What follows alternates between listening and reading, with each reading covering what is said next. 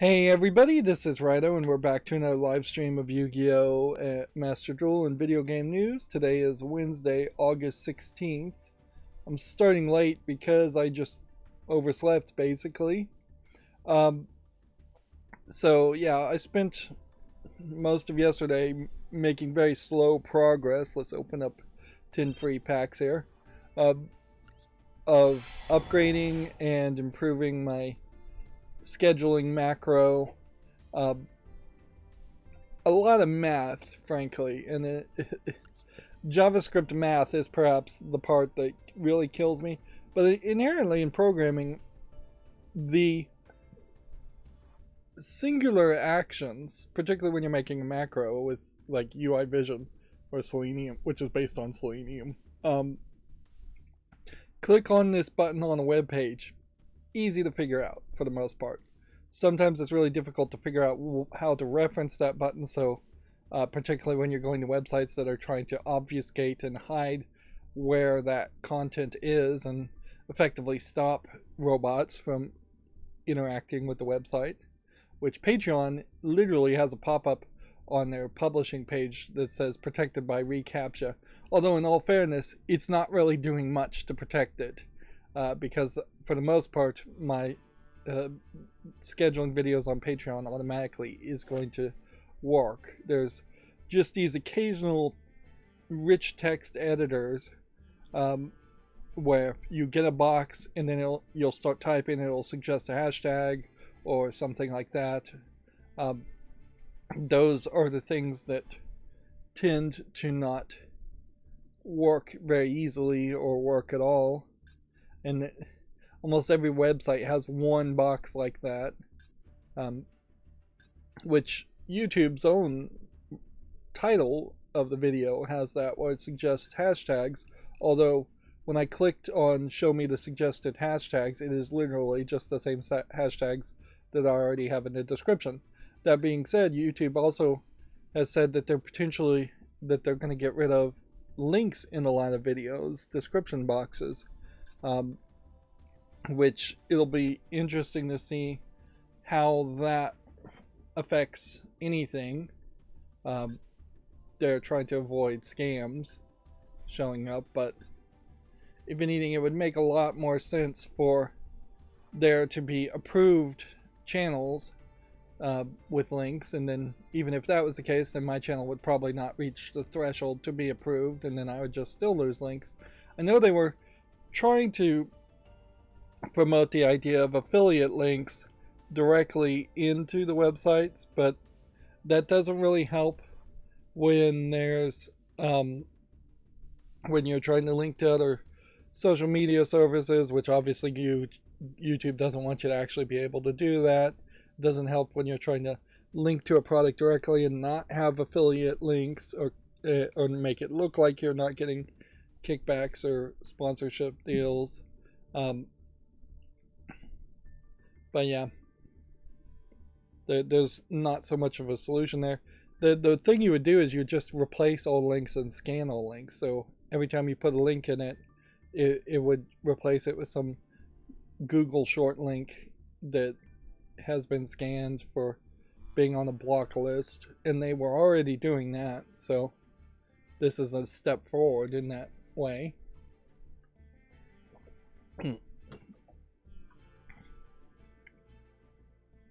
But yeah, when you start to get into having to reformat in JavaScript time and deal with dates, because of the several things I was working on yesterday, one of the things is I want to set up rolling slices effectively. We still don't have the dark and light event unlocking today, so we maybe in a few hours this would start, but probably in the stream we'll just get up to diamond if we're lucky.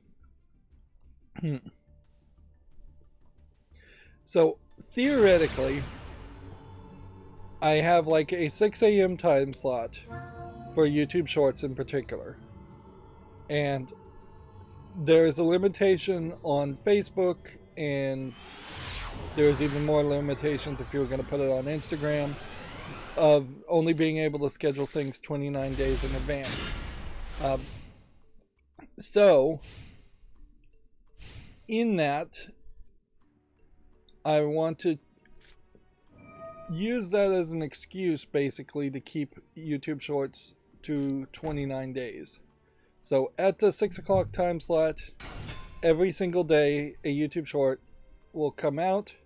Once it hits 29 days, it's going to then move to 6:15 and go back to the current day, and then make a second slice of things coming out at 6:15. This means just more YouTube Shorts in general, but it also keeps the relevancy of those YouTube Shorts within 29 days.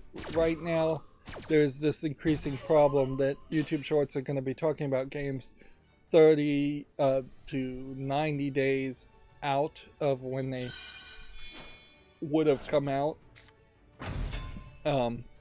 which for some games, which I'm highlighting, may not have even been released in that time, but whatever. But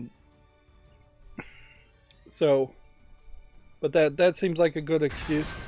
Of course, it's not quite that simple, because it's really trying to fill in like a 6 a.m., maybe an 8 a.m., a 10 a.m., and then skipping to like a 2 p.m., and that causes more math problems, certainly when you start getting into PMs, or needing the math to be actually in 24-hour military time, which some sites want military time, some sites want it to say AM, PM.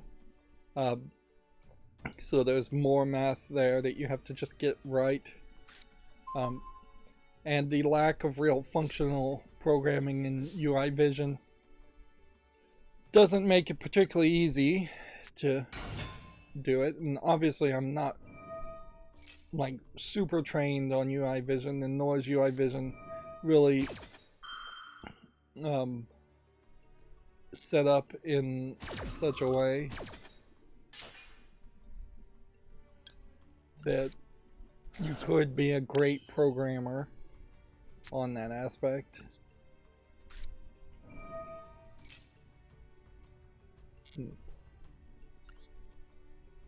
Let's see.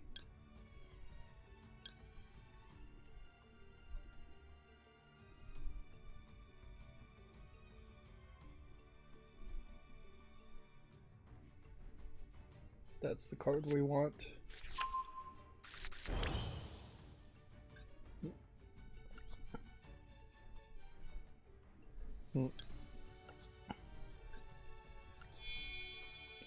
So yeah, trying to have a 29-day rolling release will fix an issue, certainly, with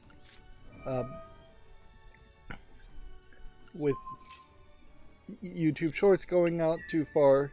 It still doesn't really touch upon the problem of Facebook posts inherently just not having all of the content. And frankly, Facebook really wants you just to upload. Whoops.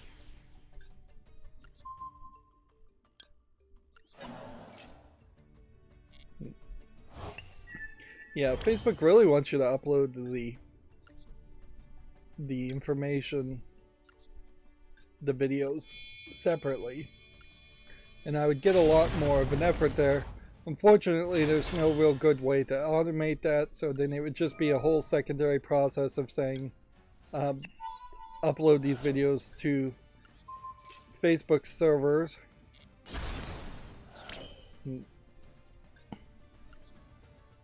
And I'm just not really willing to do that. Plus, then, when you're uploading things to Facebook, you're potentially not directing people back to YouTube, and still the focus is 100% to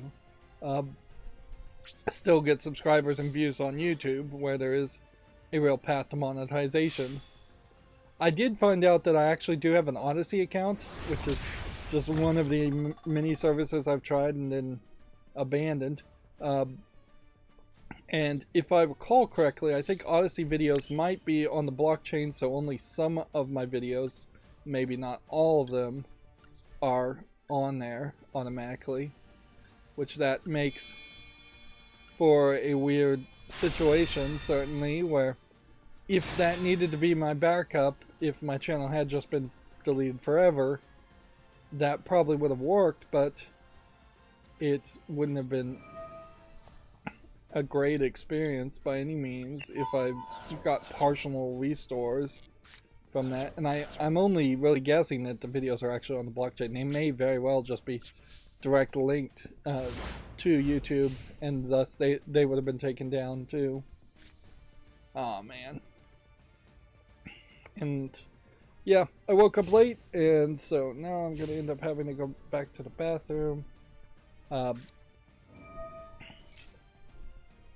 which is gonna really just suck overall.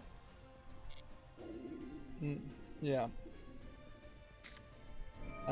My hope here is I can win this game because we're playing ranked, and then we'll get the replays going, and I'll pause the video.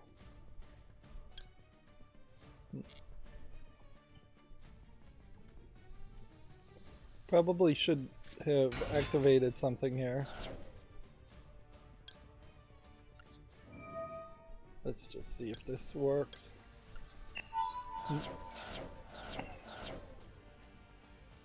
But yeah, slow progress has prevented me from actually doing anything else. I really didn't even spend a lot of time watching like TV or streaming services either, so I don't really think I did even bad there. It's just a lot of banging your head against things, running the macro once just to see if it will work, getting all the formatting right, getting everything special there.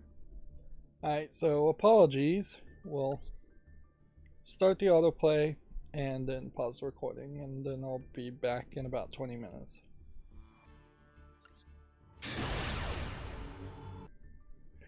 Okay, I'm back. Sorry about that. That does highlight one problem though. While the Duel Live works very well if I set it up and start it, it's a shame there isn't like a quick key to jump into it.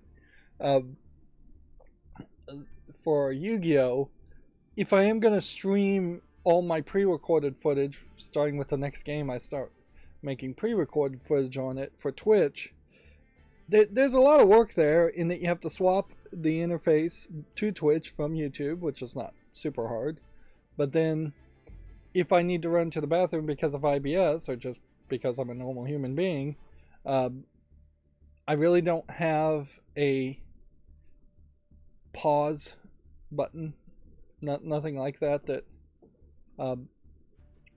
to keep the stream going, like, and you can't really just pause the stream either, and that's been within the top 3 reasons why I've never really wanted to do Twitch. That's been in the top 3, if not number 1, for the entirety of the idea of making YouTube content or video content in the first place, is that it just does not work for people who don't want to or don't have the physical capability of sitting in a chair for 4 to 12 hours a day with very few breaks.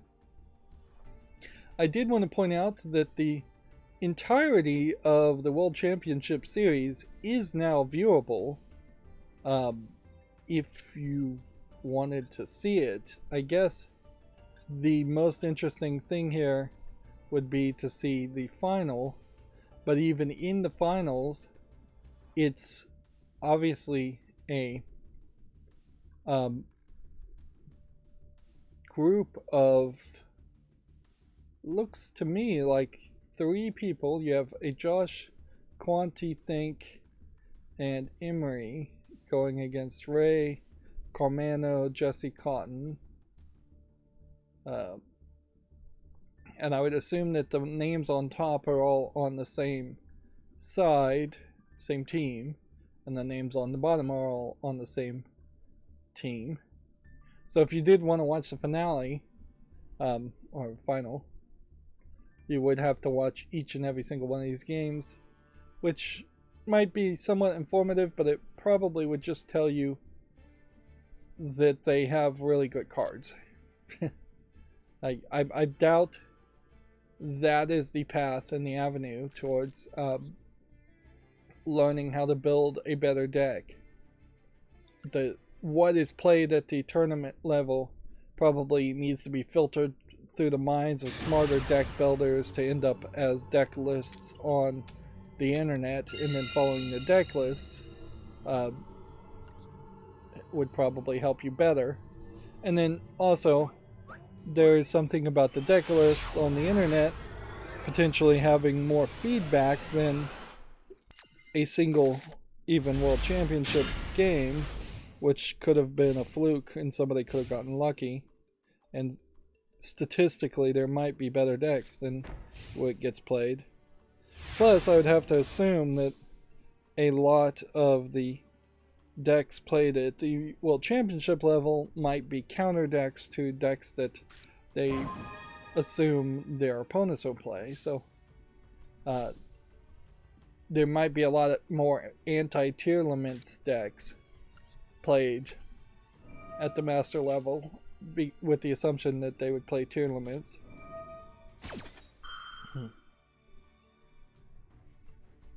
Yeah. On top of doing a lot of programming, I also have moved around the way OBS looks. Moved all the docks around, which inherently I don't like change, but I think it is the right move to do some change in that case, because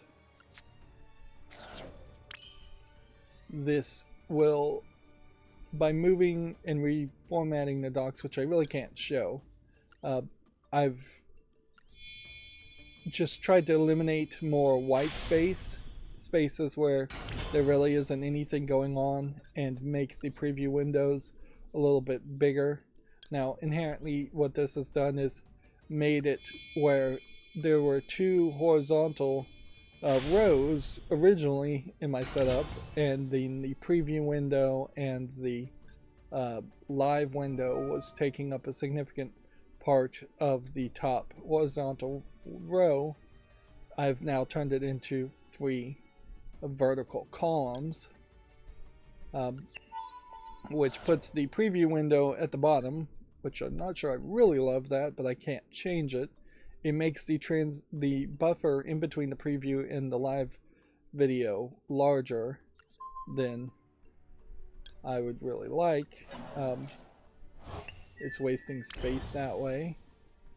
But it does allow for more verticality for the audio mix feed, which is not really that important, but a lot more verticality on the third column on the right, for the chat to be integrated into OBS, whereas before I was opening a pop-up Firefox window with the chat, which, yeah, that was adding a minute or two every time I started the stream with more setup.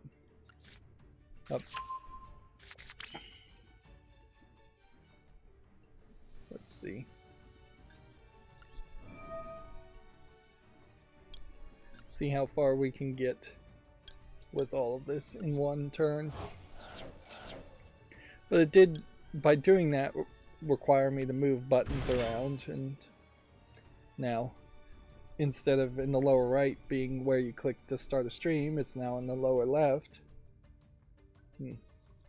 I am somewhat disappointed in Advanced Scene Switcher's lack of integration with the streaming plugins, and inherently I think if OBS was a bigger project, you would think streaming settings would be more inside the standard settings instead of them being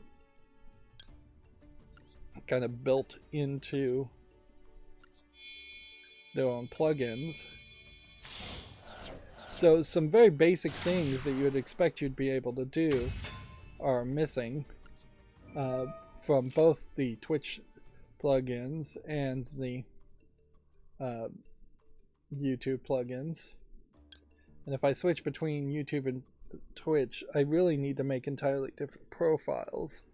Otherwise, it is just going to be annoying, which is probably what I should have been doing the whole time instead of having different scenes.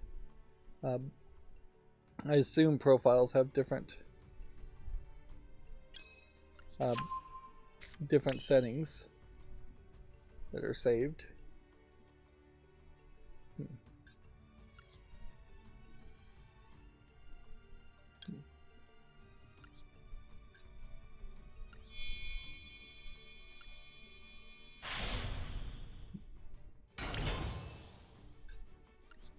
Gotta keep on playing.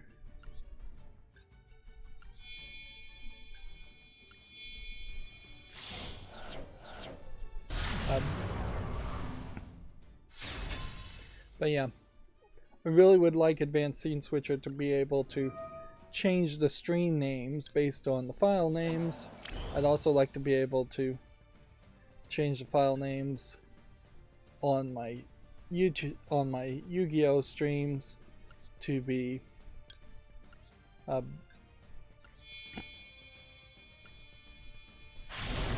more in line with a date instead of a... There you go, you just have to show a lot of force and or wait for a connection failure. Yeah, I'd like a date after these streams instead of just a YouTube asterisk live or Yu-Gi-Oh video game news asterisk live, whatever the title is right now. Didn't mean to save that, but whatever. Now we're in a weird position, certainly. We have until the 31st. Today is the 16th. We've got half a month to potentially focus on working our way up to Diamond tier. I don't believe there's a tier above Diamond tier, or... Yeah, actually, there might be a Master's tier now. But that's about it.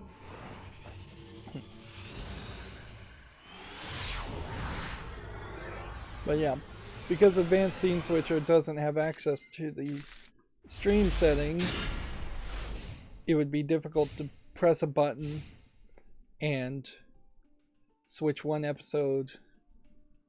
stream off and start another stream and have episodes that way. And then that inherently creates a split that I don't really want to have, where there's entire sessions that might be 4 or 5 episodes that are saved in that way on Twitch.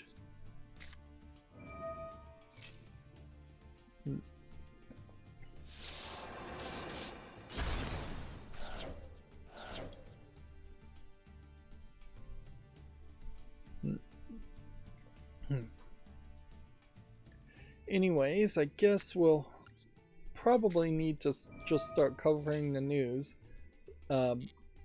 Having started late, we don't really have a desire to go super late here.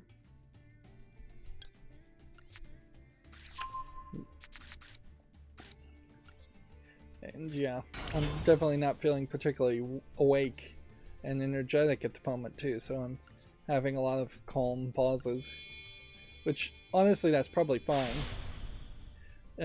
I assume because I often feel like I'm talking fast and thinking fast, and I watch a lot of YouTube at like 2 speed, that it'll pause us a lot longer than it probably is in a lot of cases. And taking a small breath is probably better than just going and ah. No, it definitely is better than going and ah.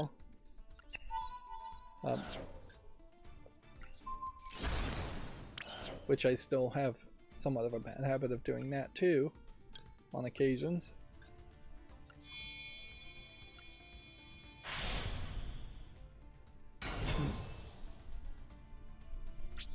Let's go ahead and attack.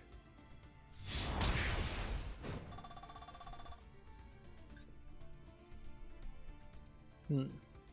Doesn't seem like very many people are watching Killer 7 on my channel at the moment, which, in retrospect, after having finished Killer 7, it definitely feels like that game was another one of these games that was overhyped by mainstream video game journalisms like Giant Bomb back in the day, and is very much a critical darling for nostalgic reasons more than as an actual good game.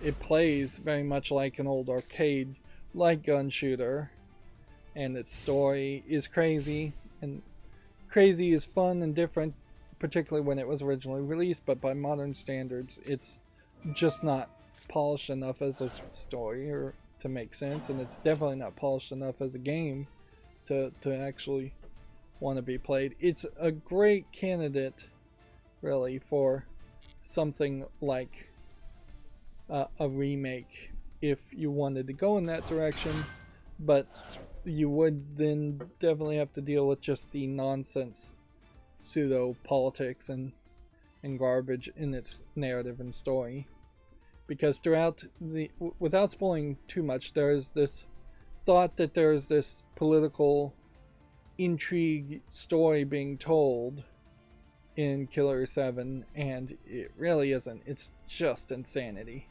And at the end of the game, the people basically said, the game basically says it is just insanity. It doesn't mean anything at all, and they don't even try and finish the story.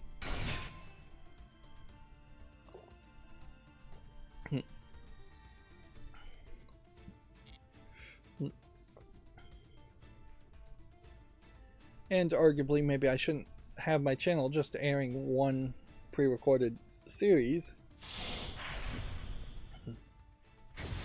With the Facebook 29 days concept, though, I really cannot abide that idea either of not having things scheduled further ahead. Because I'm really still not finding a workflow where I could guarantee that once every 29 days I would have shows ready to go.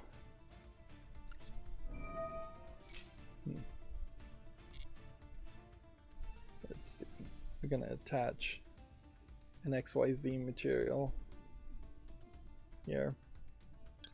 Attach that one. For every time a card is destroyed. Although that's really never actually worked.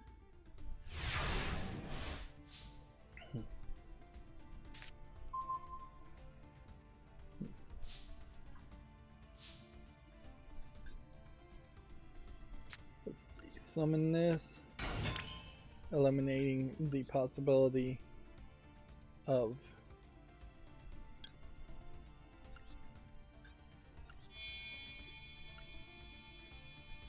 using that, but honestly, I think we could probably activate this. This will be a slight mistake. Nope.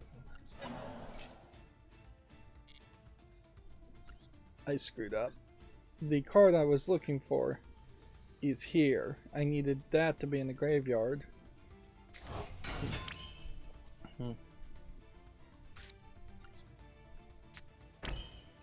Before I could have brought it back with that card. So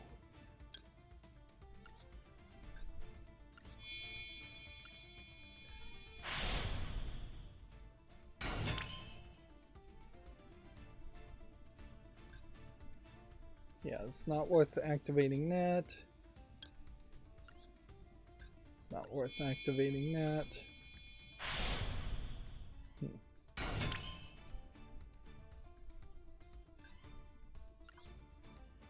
Can activate this.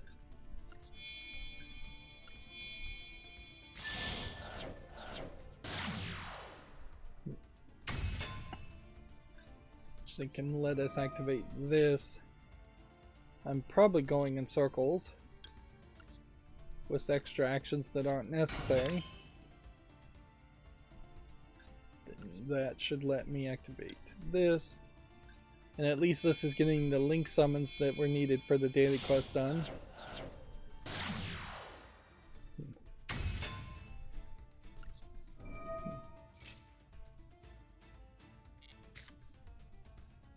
We'll get rid of that.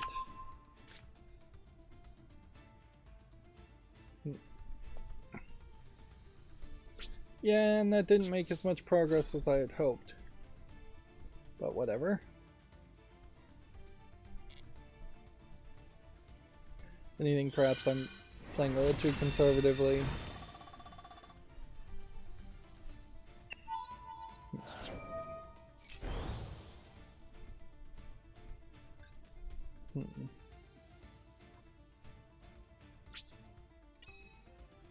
Just end the turn there, I guess. I guess that's all I can do. I just should have done the basic obvious thing and destroyed all cards on the field.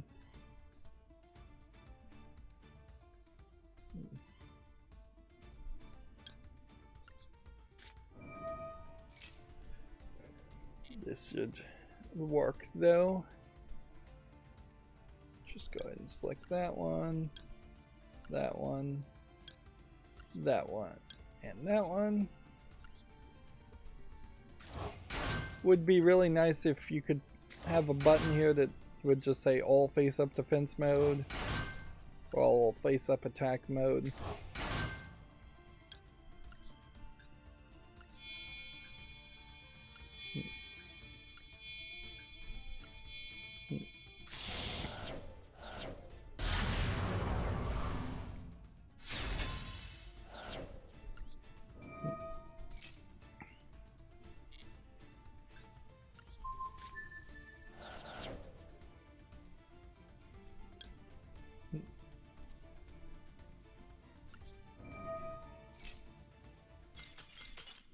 There we go, we've won.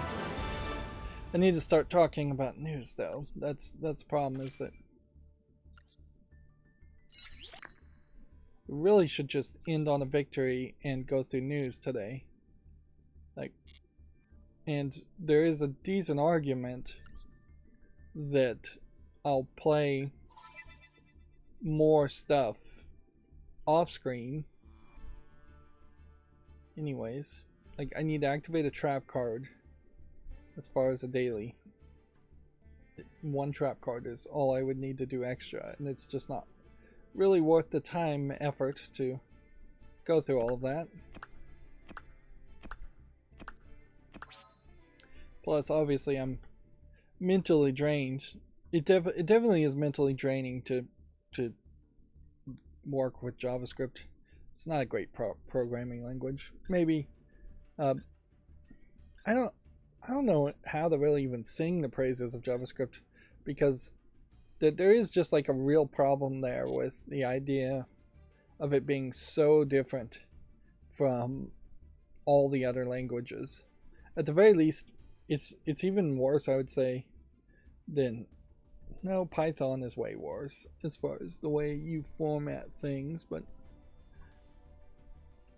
JavaScript, I guess, is just not a very good language because it's never really being compiled to an executable, and then instead it's being interpreted by the web browser more often than not. But with the exception of Yandere Simulator, which I haven't heard anything new about that in a long time, there has not been any software I can name that actually has been programmed well in JavaScript. And I honestly doubt there's a single program out there that runs better because it was programmed in JavaScript, or is easier to program because it's in JavaScript. The National Video Game Museum has been nominated by the Dallas Observer for the best museum in Dallas, but they need fan votes to win that honor. I guess if you've been to the National Video Game Museum north of Dallas in Frisco, Texas, which is part of the Dallas-Fort Worth area, or the Dallas area in general, then vote for them. If you haven't, then obviously don't vote for them. NCSoft, according to GameDeveloper.com, says a new Varco AI tool will help devs realize their creativity. This is the Guild Wars 2 publishers have developed a collection of AI language models called Varco LM, large language model, that powers a suite of generative AI tools, which this is inherently going to be very helpful for people who don't have artistic skill. If you can make AI images, or AI even dialogue, but then it is going to inevitably hurt all of society in the case of benefiting the select few, which is almost capitalism in a nutshell, is that the select few, the 1% of the 1%, benefits while the mass whole of creativity gets devalued to the point where a small creative person no longer gets paid, and the creative output that is given to the world and entertaining the world gets worse and worse. This is the problem with any idea of AI. Of course, AI in a lot of ways is just like cryptocurrency, where it doesn't really seem like to me that it's actually going to succeed anyway, as much as people are hyping about it. Odyssey as a service, which I'm not really trying to get people to follow me on Odyssey or any other service. I'm still very much trying to get subscribers and views on YouTube to get monetized on YouTube. But they are built on this cryptocurrency called Library, LYBRY, I think.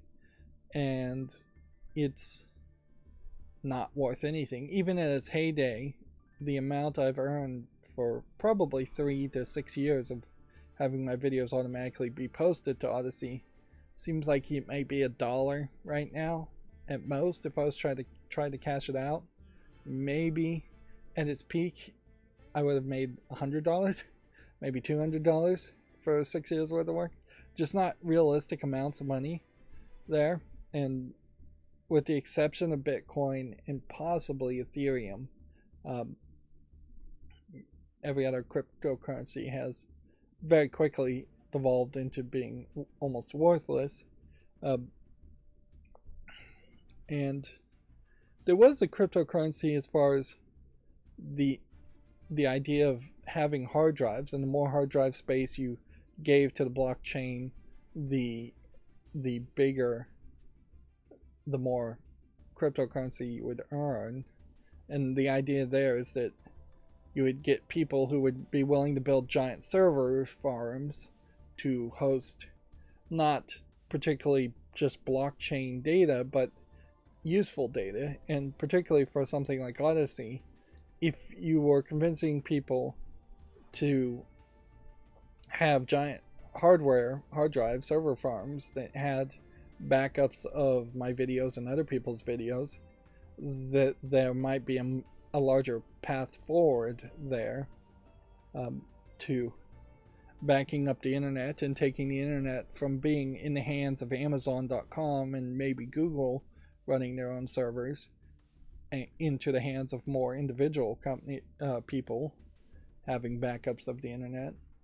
There was a story recently, just a couple days ago, about CNET deleting a bunch of their old content in an effort to improve their search engine optimization, which CNET really can't do much to improve their SEO and really shouldn't be focusing on SEO. And YouTube came out, Google came out specifically and said that's not a thing. If you delete a bunch of old garbage content, that might slightly improve your ranking on Google, but you just straight up deleting old articles, reviewing old TVs, is just hurting the internet and hurting the history of your website. Which arguably I would say CNET's best content probably is from years ago, in that they would be reviewing old hardware and old computers and things like that, and you might want to research that old hardware and those old computers, whereas reviews these days for new content, new hardware, probably not coming from CNET. It's been a very, very long time since I've gone to CNET, and I only was really going to CNET for like the 404 podcast, and there was one other podcast they did. So I was really coming to them for almost radio-like daily podcast information. I wasn't going to their website to actually search anything. And I could say, well, hardware reviews today might be better suited to YouTubers like Linus Tech Tips, except for there's a huge controversy that seems to only be getting worse and worse for Linus Tech Tips. Inherently, I'm not paying much attention to it, so I really don't have too much to say there. We'll see what happens. On one hand, I would say the idea of Linus Tech Tips having their own service with their own videos and trying not to be 100% reliant on YouTube is an intriguing idea, and them being somewhat open to letting other people use Floatplane as a service is an intriguing idea. But Floatplane really is still just yet another service that isn't really open to everybody, and that's kind of the problem with that idea. And then big successful YouTubers who were big successful YouTubers by being YouTubers I don't inherently want to see them fail. I don't want to see the likes of Linus or PewDiePie. PewDiePie had his kid and put out a video of it. I hope he actually lied about what his name is, but it's probably a pretty generic Swedish name anyways. And I hope he doesn't turn into one of those YouTubers who's just going to start using his kids for views. But if we see the likes of PewDiePie fall, if we see Linus Tech Tips fall, if we see Anthony Fantano, which is a story about him too, fall, that only is going to leave this gap on the top of YouTube where you see more and more corporations succeed. And YouTube will be a worse place if all of a sudden it's Sony Music that is even more influential, even more popular on YouTube compared to individuals who are actually trying to do something special on YouTube. Somebody linked this idea here. It's learn game writing in 5 minutes, writing interactive academy, the basics of Twine and ink. So I guess Twinery is some kind of application, or Twine is an application. Create a passage, create choices. Here's where it gets tricky. Let's see. When you create a new Twine project, you already have a passage. In your passage, you write insert choice here. Queen was... So this is a writing software specifically for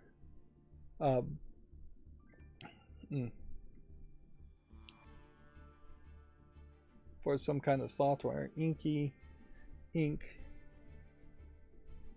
So you write it, and then you do this. Now, inherently, I'm not a fan of text-based games, and this really feels like a very simplistic text-based game that they're linking to. I would say Twine probably looks to me like it is a scripting software, probably fairly similar to the scripting software a writer for a movie or TV series might use, with some markup language around it for decisions and interaction, which would be kind of specialized. But inherently, as a programmer, if somebody handed me a text file the that was written with this markup language, I'd either need to use somebody else's code or my own code to then convert that into something that an actual game could use, and inherently you are just going to have a very text-based experience. I doubt anybody who made Baldur's Gate 3 is using Twine to write the stories. Or maybe they are, but then there's probably several steps in between there. It is two names to look up, certainly, if you wanted to be a writer and have interactive things, and you could almost certainly have a choose-your-own-adventure book in a similar way using the same writing concept. Let's see what this looks like. Is this going to take me to a page if I click on it? Twine is an open source tool for telling interactive nonlinear stories. Use it in your browser. This definitely looks like an open source website from several years ago. It probably is not the industry standard way of doing things, and I wouldn't be surprised if there is built-in ways of writing these kinds of things in Unity and Unreal Engine by default. Let's see. Yeah, in the browser, I guess this is just what it looks like, which that is not much. And then we'll see what Inky/Ink looks like. This looks much closer to a programming software, which arguably makes the question why even bother to write it in Twine in the first place when then you have to use Inky and Ink anyways. Sorry, not. Do I have the auto blur on? I don't think so. But yeah, it looks to me like you can just use this ink alone to effectively write the markup language. This isn't actual code, it's just a markup language. It even says that here. Markup, not programming. But yeah, inherently I don't want more text-based games, almost exclusively text-based games on Steam, which may not be too much of a risk, considering we have a story here that tweaks to the Steam minimum price thresholds could impact some developers. Developers selling products that cost $5 or less are more likely to be affected. Now, I recently learned that when you put a game on sale on Steam, people who have wishlisted it will get a notification the first time the game goes down to a specific price. So if you put a game on Steam for $5 and then it goes to $4.99, that's a notification. There probably is some cooldown there, so you can't then the next day turn it to $4.98.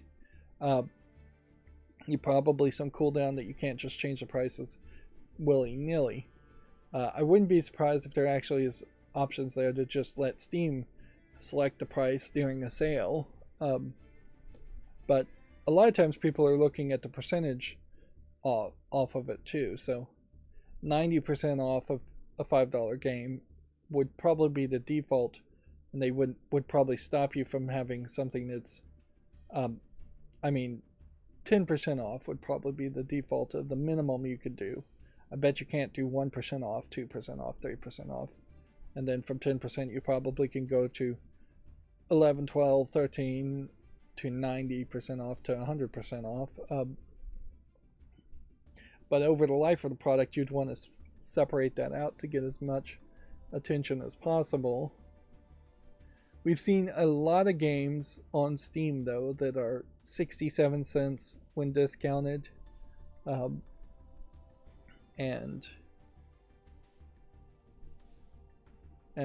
really, really cheap garbage games. So if this was what is being implied here, that everything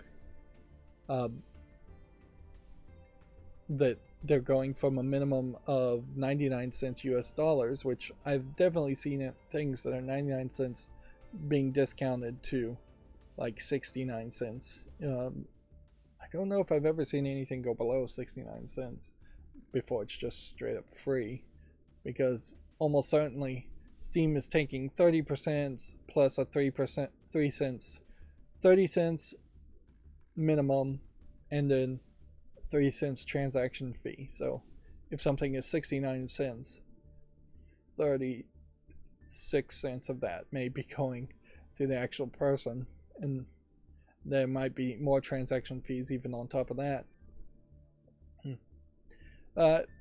What this actually says is that the minimum allowed price in some non-US dollars currencies are going to align with the current recommended currency conversions they released in October of 2022.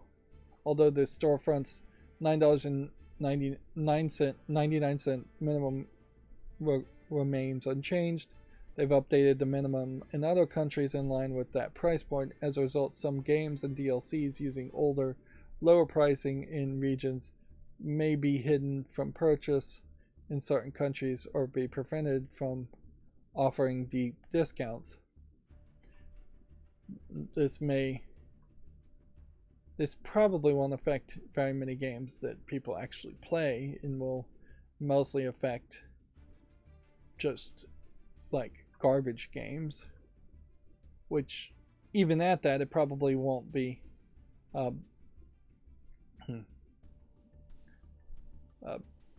there probably won't be much of a change, particularly in the United States.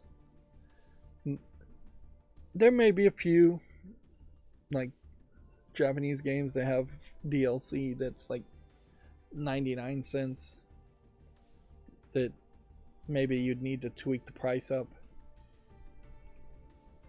The minimum base price that can be entered for any and all products on Steam must at least be equivalent to Steam's recommended currency conversion of 99 cents for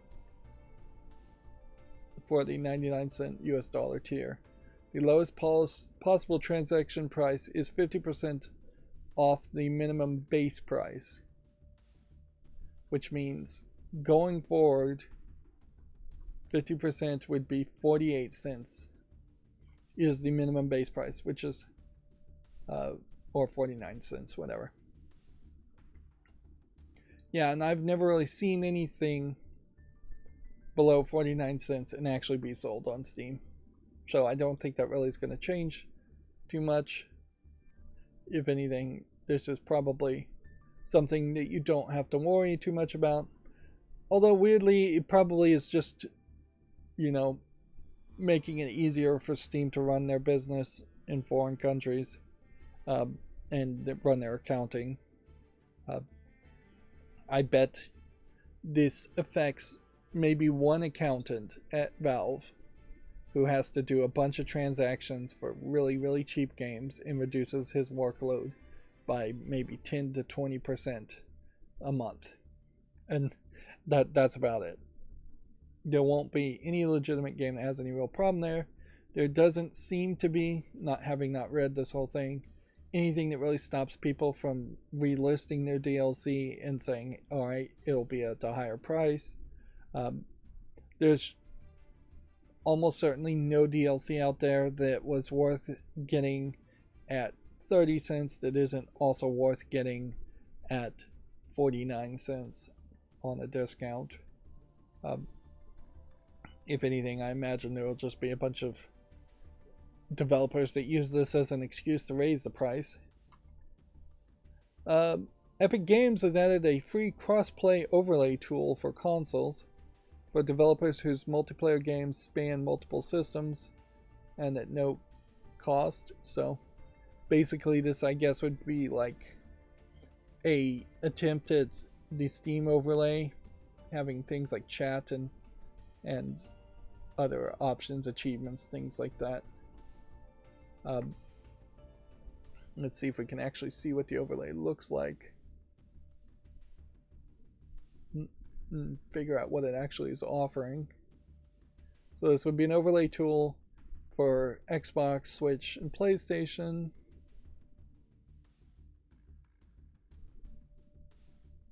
It offers a way to authenticate players, streamline friend management, and provide game invite and joinability functionality.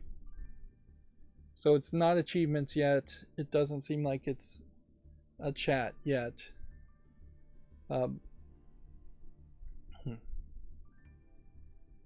Let's just hit the video and see what it looks like.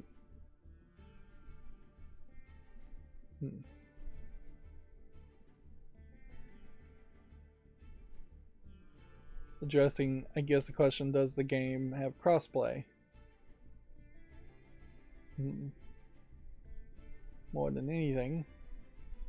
And this is an interesting animation style. Is this what we should expect as far as announcements for Epic going forward? Is that it'll all look like this? It all feels very nebulous right now. They're not showing what the interface actually is going to look like, which that's what I would want to see here, is what does the interface actually look like.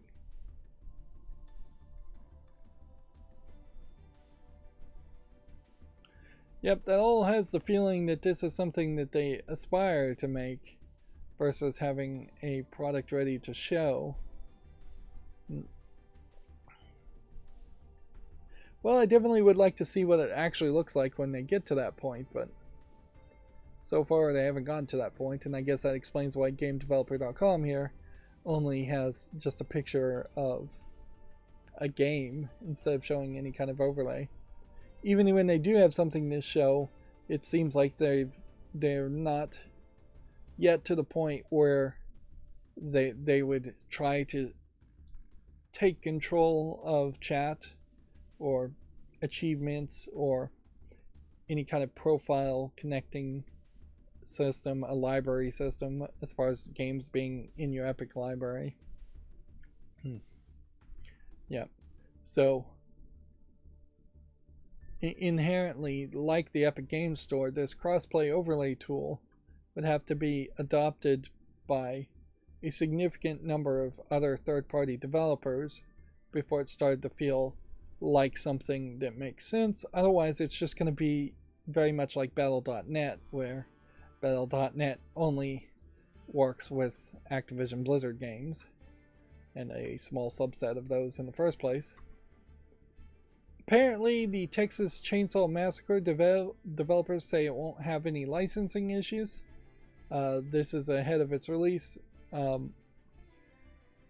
saying that rights issues won't be a problem. Apparently, like the Friday the 13th games, rights issues, licensing issues have been in dispute for Texas Chainsaw Massacre. Which, yeah, I bet the right issues are a problem. I mean, in a lot of ways, this is just the game developer waving away a problem, but yeah, he's saying the Friday the 13th situation was inherently more complicated than it is with Texas, which of course he would. I don't know what you could really do to reassure me that they won't have licensing issues as a problem, but that is one reason why creative works, and particularly derivative works, are just so difficult to make and release, in that there's just so many people that can, even crazy people who have no legitimate claim, they can claim to own things, and things can just be tied up in court for decades, and it's just a nightmare that you need millions of dollars set aside potentially, or you need a credit line of millions of dollars or an insurance policy of millions of dollars just in case you're sued by some crazy person trying to do anything at all. This is an interesting Gamatsu article that I saw, in that the making of Karateka is launching August 29th for consoles, PS4, 5, Xbox One Series, and PC, and then September for Switch. It's being priced at $19.99, which is really expensive for what sounds to me like a documentary series. Like, I don't know if you really just get to play Karateka also, or if this is almost like a meta game where you're playing the game to unlock more of the documentary itself. But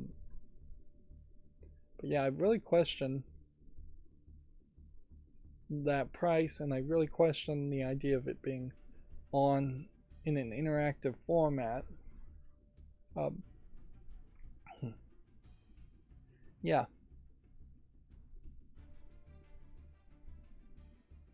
You get the original game of Karateka, and then you get Karateka Remastered, which I think is already on Steam. And then Death Bounce Rebounds, which is a game based on a unpublished prototype. I almost wonder if the maker of Karateka died. I think he may have, and this is a case where the holding company is doing a lot more with his content, or with what they've inherited, which is probably not a terrible thing to happen, really. Like, the maker of Karateka didn't go on to make a bunch more games or release a bunch more games in his life, so somebody being able to do something new and creative with it, although arguably selling a documentary for $20 as a video game is a weird idea, a weird experiment to say the least. But yeah, I'll be interested in seeing if there's any real reception around that. And Karateka in particular is almost certainly not going to have that much hype around it, because while it was technically groundbreaking back in the day by modern standards, it looks like it is really, really cheap and just not really relevant to modern gamers. It's an easily forgotten point to make that the maker of Karateka went on to make the original Prince of Persia game, and yet the Prince of Persia license, which is far more valuable, is still in the hands of Ubisoft, and we have that announcement for the new Prince of Persia game with the dark-skinned character in the trailer with the rap music playing behind it,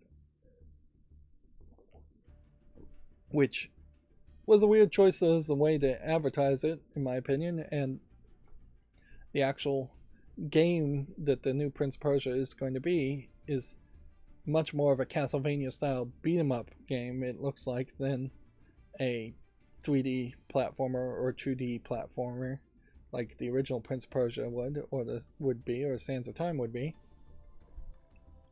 In a lot of ways, it feels like the new Prince of Persia game is just a new game using that title.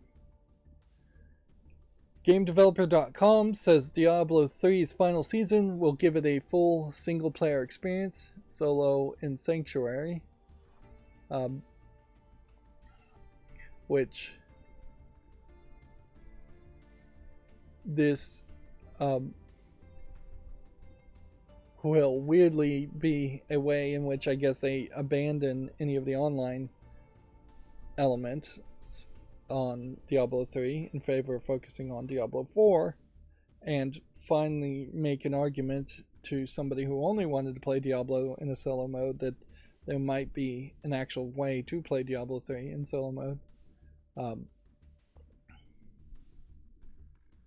It's going to give it an official single player mode. Can you play offline in the single player mode? That would be a question.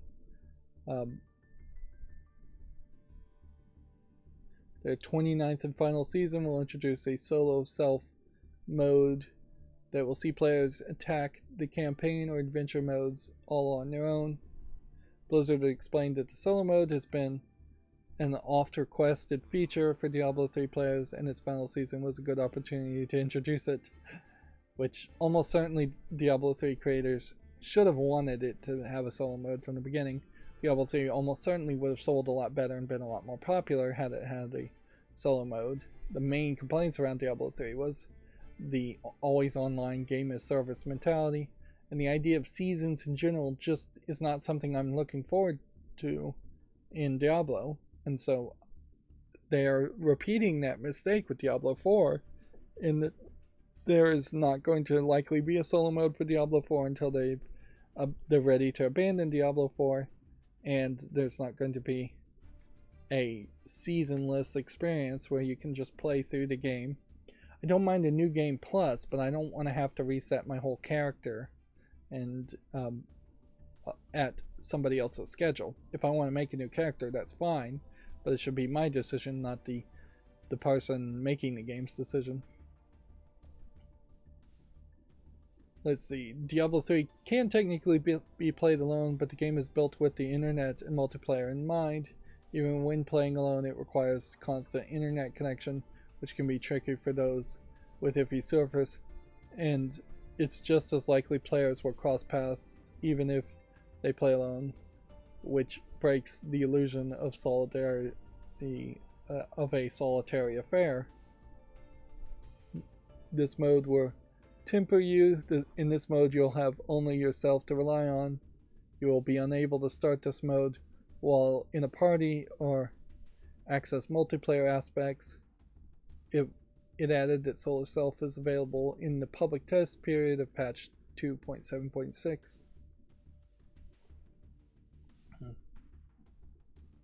So yeah, slight argument there to play Diablo 3 now. Although, why play now? Why not wait till the Activision Blizzard merger acquisition by Microsoft goes through? Why not wait maybe a year or two to see if all of the Activision Blizzard old games end up on Steam instead of having to use Battle.net as a interface?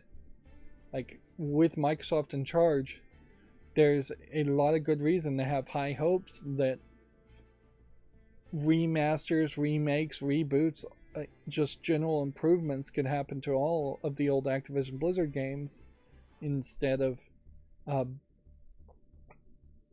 just settling for the current experience, which would be playing effectively a dead game in solo mode years after the fact. And in my case, as a YouTube content creator, I would very much want to play Diablo 1 and cover that, and I'm not even sure if that game is fast enough to justify making a series around it. It would be a game that would work a lot better if I was streaming it to Twitch and making an excuse there to play a lot of the game and get more streaming hours that way. But yeah, I'd want to play Diablo 1 all the way through. Then I'd want to play Diablo 3. So it probably would be at least 3 years if I started playing Diablo 1 right now, which I really don't want to do that if I don't own it on Steam.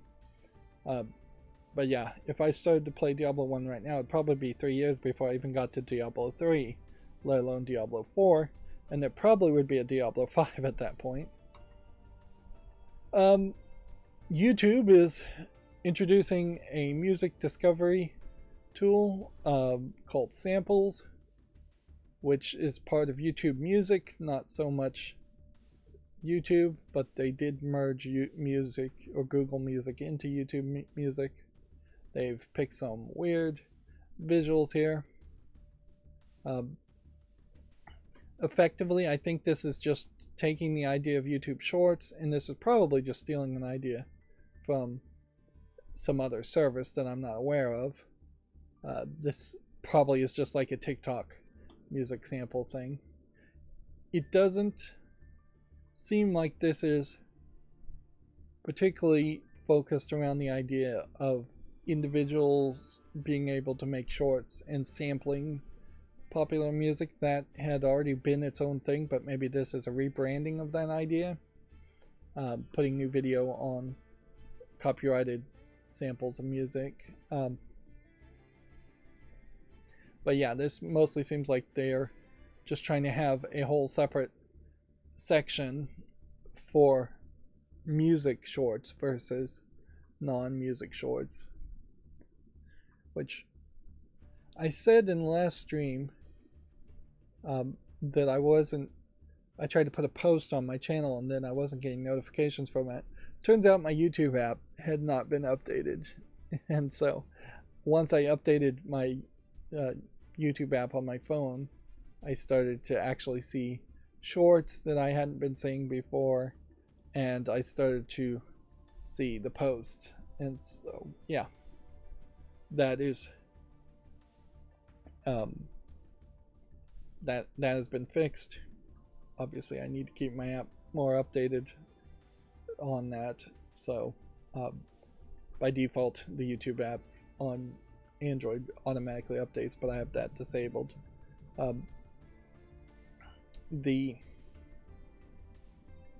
But I do need to keep it up to date so I know what YouTube looks like for most people, the average people.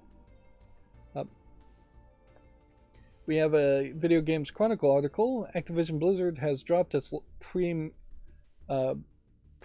lawsuit against Anthony Fantano, which they still are very much not using his name in the headline and referring to him as a TikTok star, which I would argue Anthony Fantano is a music critic on YouTube much more than he is a TikTok star. He has like viral TikTok that went popular a long time, several years ago, that Activision Blizzard used in a trailer for Banjo-Kazooie, and he threatened to sue. I don't know if he's actually done any actual suing.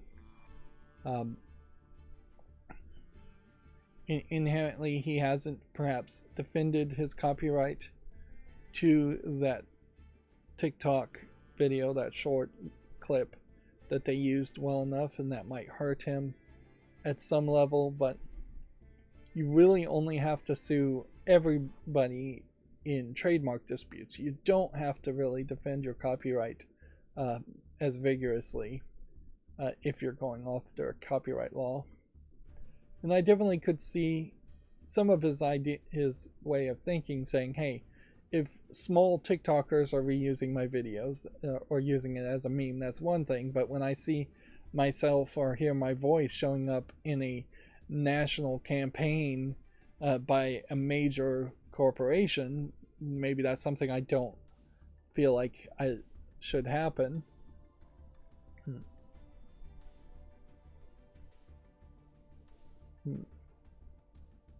But yeah, you have to get way down here to see him referred to as a content creator and see his actual name. And this kind of seems like this is the end of the story, but if anything, this is maybe just Activision Blizzard trying to kill the story. It would be an interesting trick, certainly, if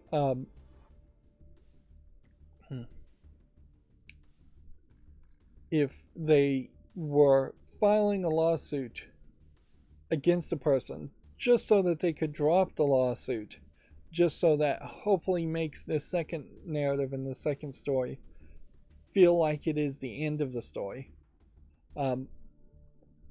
Here they say Fantano has yet to comment on the issue, and it's unclear whether Fantano's suit is still ongoing. Inherently, this should say Video Games Chronicle has reached out to Fantano for comment, and as of this publishing has yet to receive a response. Whereas the way this is phrased, it's just highlighting the Video Games Chronicle didn't even bother to try and email the guy or contact him. They're only interested in re-reporting what Axios said instead of doing any investigative journalism themselves, which could easily have been done. You could have sent out an email and then looked like you are an active investigator in the story instead of just this second tier, second source of news, lazy journalist. It is interesting that they're being they have dismissed everything with prejudice, which would imply that Activision Blizzard has come to some agreement with Fantano. Otherwise, they've really screwed themselves up by doing it with prejudice. You could have certainly dismissed it without prejudice.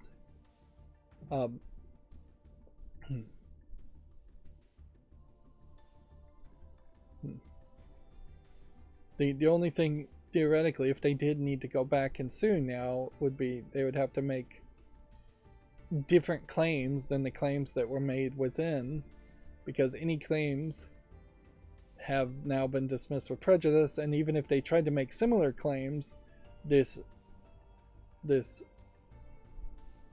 dismissal of their own action, dropping the lawsuit, definitely would be used against them. And inherently, before they sued him, they really should have just said, you know what, we apologize and we'll pay you for this. It would have almost certainly been more worth it to pay. Or frankly, it would have been much more worth it to negotiate a price before you used it in the video in the first place. There was talk that he wanted a six-figure sum, $100,000 to $900,000 would be the range there.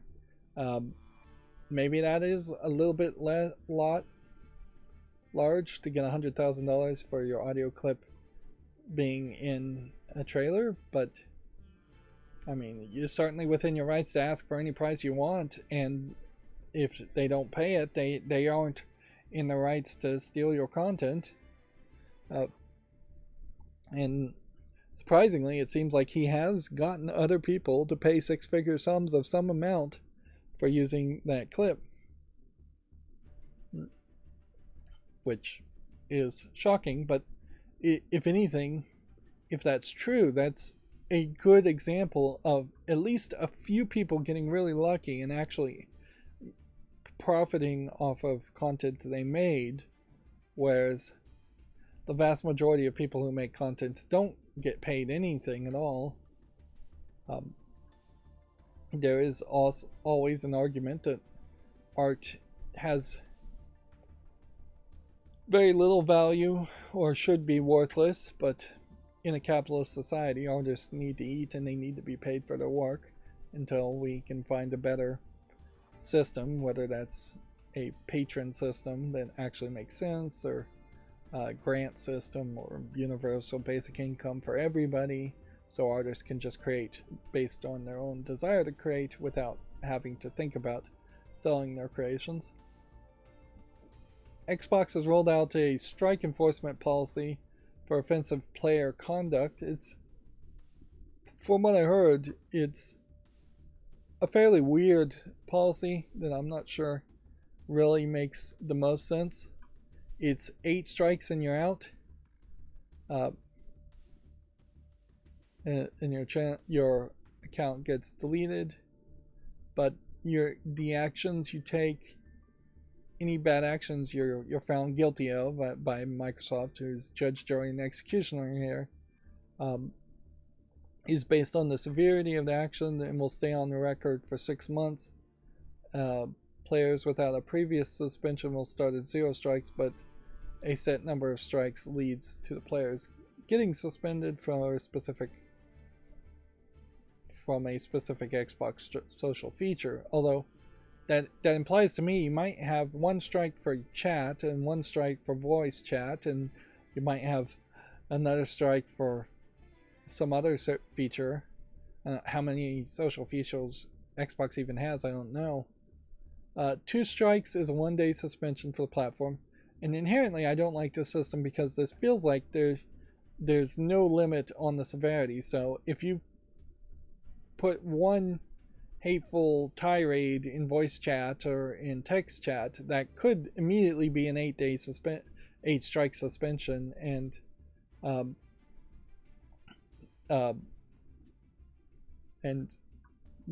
assume delete your channel. Well, actually it doesn't delete your channel. 8 strikes suspends from all social features, including online multiplayer, for a full year from the start date. Single player and previously purchased games will remain accessible during the suspension period, but if you bought an online focused multiplayer game, you really wouldn't be able to do anything in it. There definitely are some parents out there that would be like, they don't want their kid playing online multiplayer in the first place, so strike system wouldn't really affect them. And hopefully there aren't too many parents out there that would try to get their kid's account 8 strikes immediately just so that they couldn't play for a year. In all fairness, though, what was the system before this? I don't think they had a written system or an explanation, and a rule system in the light of the sun is way better than a rule system hidden in the shadows that is not being really enforced. There probably was an enforcement system similar to this, probably very similar to this, in the training manuals of people who ran Xbox social services, and so when something got flagged, they would look at it and apply some system similar to this. They're now just putting the system out in public and explaining it, and it's not the craziest system. It's better than YouTube having automated systems and then deleting one's YouTube channel, like what happened to me on Friday for no real reason, or YouTube's policy enforcement in general, where things sometimes are determined to be afoul of the rules, and then other people at YouTube will say no, they aren't afoul of the rules, and there's just no consistency or good explanation on it.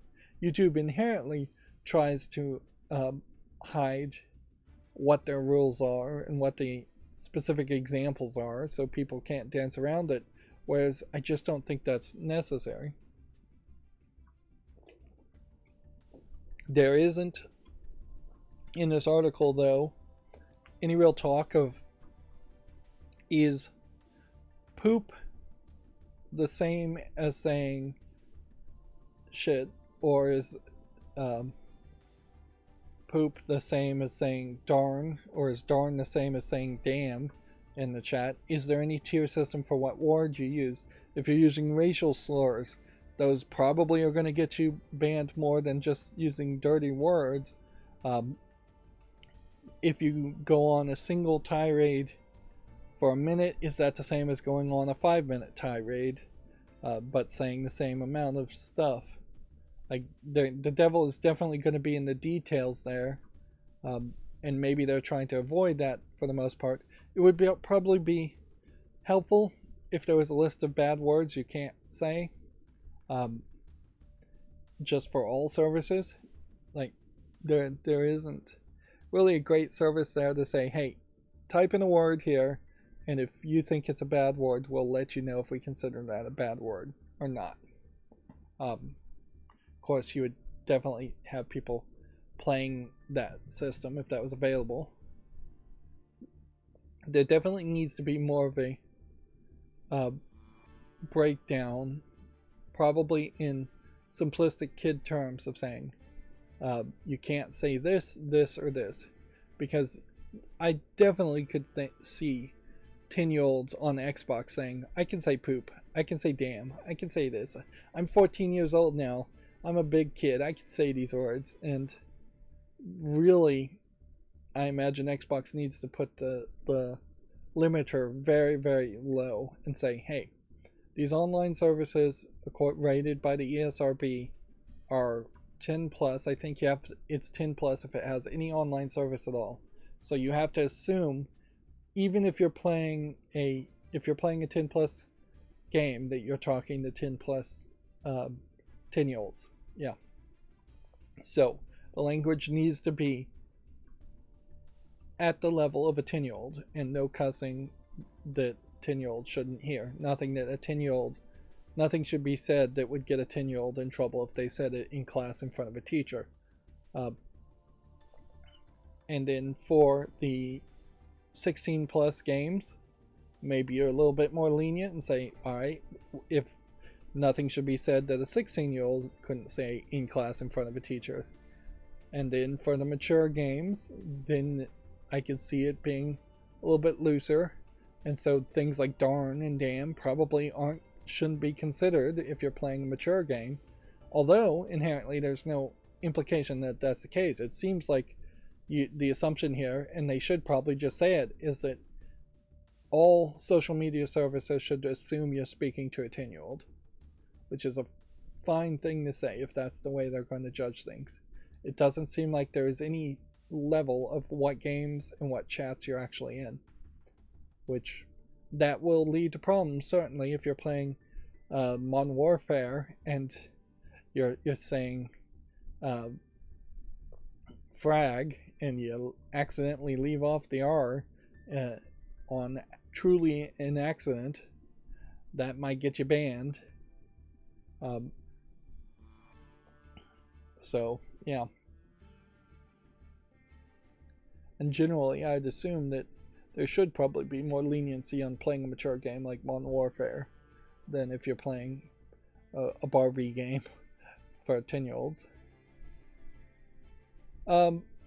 There was this other thing before we move into just covering the regular news that caught my attention. Crystal Dynamics put out a 5-year happy work anniversary or work anniversary for Crystal Northwest in Bellevue, Washington.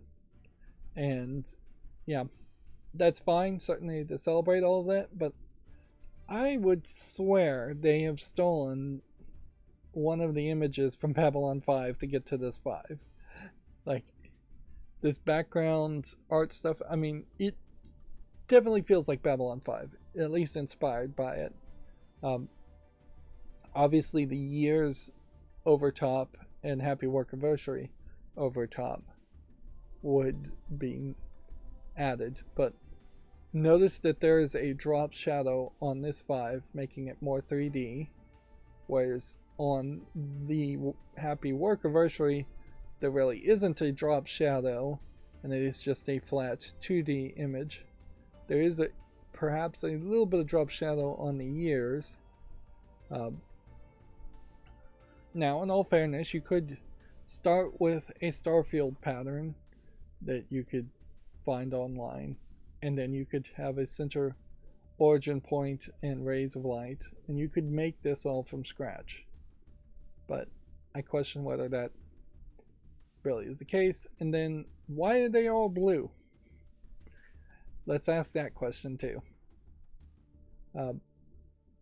Why are all the images blue? Doesn't make a lot of sense. But yeah, beware of accidentally plagiarizing or coming too close to the point where you'd be threatened with plagiarism accusations, even in doing small work that might end up on Twitter. Did I mention I got the Discord working again? The monitor RSS bot had broken on my RSS feed. So for the 1 or 2 people that are following, that are on my Discord, you will get notifications and posts again.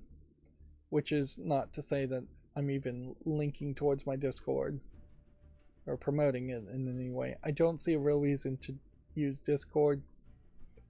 At the moment, I need a bigger fandom. I need more people willing to chat, and I need a reason why people would go to my Discord to chat about things versus going to any other Discord to chat things. I have never really found a great argument to use Discord.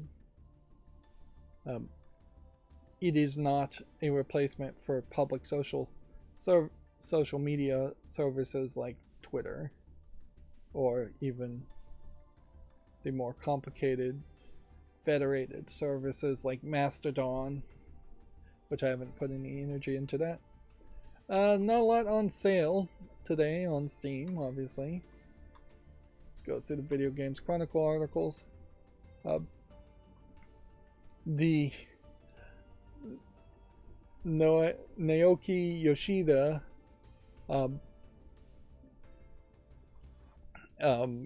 put out another spicy height take on Twitter, or some other comment, in that he wishes there was only one game platform, and almost certainly from a Japanese perspective, that would be the PlayStation in his mind, not the Xbox or not PC, and not the Switch. Although, if he is trying to make an argument that the Nintendo Switch should be one platform, ooh, that would be rough. We would be in a very different world with very different games if only Switches existed and only Nintendo consoles existed. Games would look very cartoony by default and run very poorly. These are the kinds of things that a producer should be better at not saying. Here we have a question, quote, game platforms, ... translated from Japanese. I probably shouldn't say this. Anytime you're saying I probably shouldn't say this, particularly if you're being interviewed on a YouTube channel, so it wasn't a tweet this time. But I wish there was only one. It would be better for both developers and players. At a certain level, yes, I would agree that intercompatibility would be helpful. But competition is also helpful. If you're going to buy into the idea that competition improves the market at all in capitalism, which is an idea that is sold, although by modern 2023 standards, I'm not sure it really happens that much. If you look at AT&T and Verizon as phone companies, which were just AT&T split into two companies after an antitrust many, many years ago, there has never really been any real improvement because of competition between AT&T and Verizon as phone companies. They have just secretly colluded, and it's pretty well known that they get together once a year in Las Vegas and collude to price fix and not really improve their service in any way.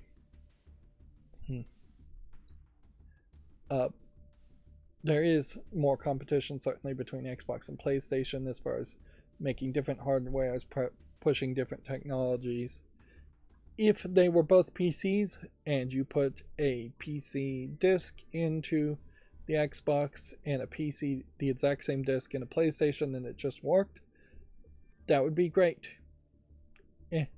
And so I could see that idea, and that is some of the hope around Steam Deck certainly too, is that PC gaming on Steam OS could be a thing where there are multiple people making Steam Decks or making consoles that would run on Steam OS. We do have multiple companies that make PCs, plus you can build your own PC, and they all run the same AMD 64 software, which would have been called x86 software in the day, but it is 64-bit now. For the most part, AMD 64 is being executed. Instruction sets are being executed on the PlayStation and the Xbox and the Switch. So there is a level of compatibility there. The difference is, without competition, it would just be made cheaper and cheaper, and we would be much closer to having Switch devices right now than Xbox Series X or PlayStation 5 Pros.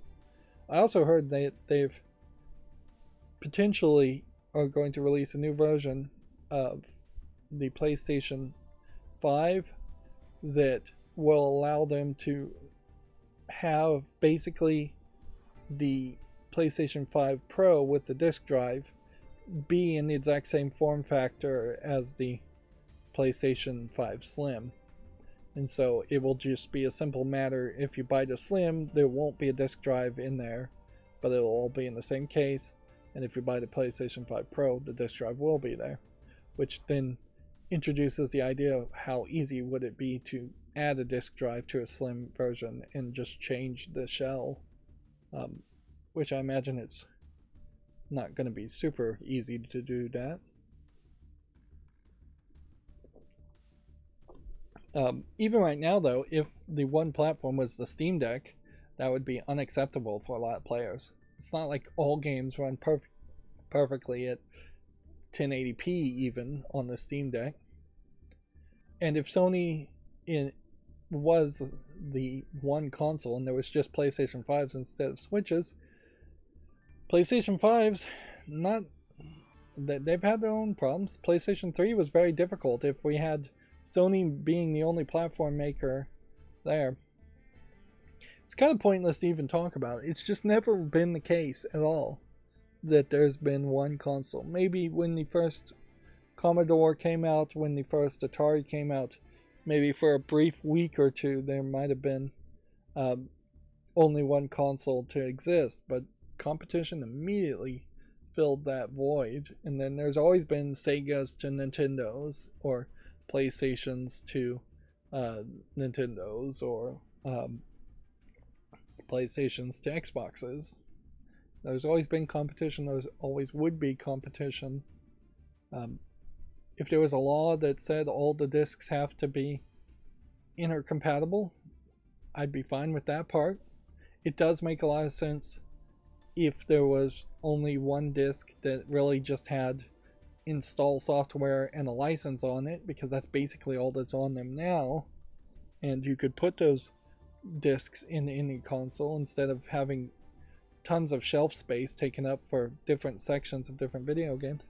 But there is also a natural reason why Nintendo consoles exist in contrast to PlayStations and Xboxes, in that there is a lot of faith in Nintendo to not have a bunch of mature adult games, and Nintendo doesn't also really engage that much with online services. There is no 8-strike system that Nintendo has to talk about because there is very little interaction online in the first place. At a certain level, if there was going to be a standard platform, it would be cell phones. And then we would all be forced to play mobile games and only mobile games. Because that is the ubiquitous technology, and the ubiquitous platform would be either Apple, iOS, or Android. Take your pick of those. Either one of those would be an awful offering. Meanwhile, this is yet another example of Final Fantasy XVI producer really not doing anything to convince more people to be happy with Final Fantasy XVI or sell more copies of it. He really is just a very poor producer in that he has not been media trained enough, and he's just shooting his mouth off and saying things that aren't going to help anything. He's hardly really pushing an idea that would be embraced by other game developers. You're not going to see other game developers all of a sudden say, yeah, there really should only be one platform. Even if that was the case, then they really wouldn't have enough influence to make it happen. Moving on, the Batman Arkham Trilogy for Nintendo Switch is getting an October release date. It will come with all previously released DLC, although noticeably this would not be including the one Arkham game that wasn't actually made by Rocksteady. So it's Arkham Asylum, Arkham City, and Arkham Knight. It's not the other Arkham City game, which I don't really remember the name of. And weirdly, that was the one that people, I think, enjoyed a little bit more. And I skipped that game on accident, so. And looking at this image, they're kind of all over the place as far as just trying to figure out which game is which. I would assume that this is Arkham Knight, and that this is Arkham City, and this is Arkham Asylum. But it's not like Poison Ivy and I've forgotten her name. Harley Quinn, yeah. It's not like those two characters don't show up in Arkham City. If anything, Doctor Strange barely plays a role in Arkham City. Shows up at like the last second. We talked about the Xbox new strike-based enforcement system for online conduct. Let's see, maybe this picture would help a little bit better. Let me go ahead and just use my magnifier, because I can't read that. Okay. examples of a strike added for each type of action. So profanity gets you 1. No real explanation of whether there's levels of profanity there. Cheating also gives you 1, whereas arguably I would say cheating should be higher than 1. Being sexually inappropriate gives you 2 strikes. Now, here's where you get into a problem here. Harassment or bullying. On some levels, almost all profanity could be put in the harassment or bullying category and give you +2. And can you potentially use profanity and be sexually inappropriate and harassment and bully somebody to the point where you're getting like 5 strikes for 1 incident? Or do they have to select one category and they'll potentially select the highest category? Also, being sexually inappropriate is also almost always going to be under the category of harassment too. Then we have my most disliked phrase, hate speech, in that hate speech really doesn't have a great definition and is not a consistent definition in anybody's mind. So if you say something that's profane, it very easily could also be labeled as hate speech, and hate speech here is also being giving 3 strikes instead of what could have also just been harassment and bullying. So users starting with 0 strikes. Some users who are suspended will almost certainly start with more than 1 strike. If you have, let's see, moderator reviews and categorizes as profanity +1, that gives you 1 of 8 strikes. Suspension 1 is potentially also a user being reported for gamer tag, which shouldn't they by default already have caught everybody with an offensive gamer tag? So they're saying potentially profanity in a gamer tag is what I'm getting from that. User reported for a message, it leads to 3 more strikes for hate speech. And it seems to me like this is indicating on 1 strike you lose voice chat, and on 4 strikes you lose text chat. And then appeal form for suspension number 2 brings you back down to 1 strike, so you can appeal. And then, is this really the life anybody wants to live, is that they're fighting these things? Then suspension 3 is a report for gamer pick, which loses you voice chat again. Now you're up to 3 of 8 strikes for the gamer pick being sexually inappropriate. And then suspension losers an appeal, which doesn't change anything. And then apparently the user reads the community guidelines and improves behavior. And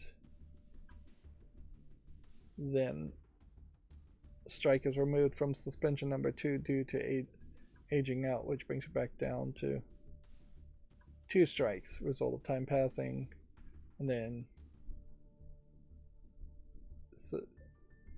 strikes removed from suspension 3 due to times. You'd think that they might be better if there's dates here, and this chart is just kind of weird. 1 strike is 1 day suspension length. 2 strikes is 1 day. 3 strikes is 3 days. 4 strikes is 7 days. 5 strikes is 14 days. 6 strikes is 21 days. 7 strikes is 60 days, and 8 strikes is 365 days. So honestly, it's pretty bad once you get to 7 strikes, and then really bad once you get to 8.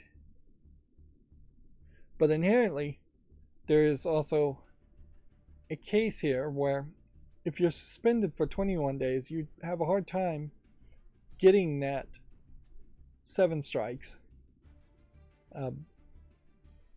A 7 strike in that time, and you would have an even harder time getting an A strike there, because in that 21-day period that you have 6 strikes, you won't be able to really do too much to get 2 more strikes. So almost nobody is going to end up with 8 strikes unless they get 8 strikes in one incident, which I'm still not really certain that that isn't exactly possible there. It's funny that the name is McCarthy here too, although I think MacArthur was the guy who went after unions and communists, not McCarthy, but the name's close enough. Yeah. This doesn't inherently seem like it ever gets your account deleted, which maybe that is a better promise. And it doesn't really seem like if you're not doing anything online that you would ever end up with any strikes at all. And if you're mostly not doing anything offensive online, you're not going to end up with strikes. I hate the idea of using the phrase hate speech and not defining it as to what that means to Microsoft. Like, in general, if you could just list the protected classes that get special protections and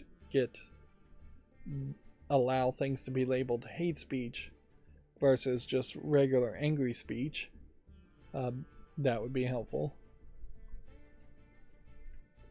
Just name out the minorities and the religious groups and the sexual orientations that you're trying to protect would be helpful as a list. I also don't inherently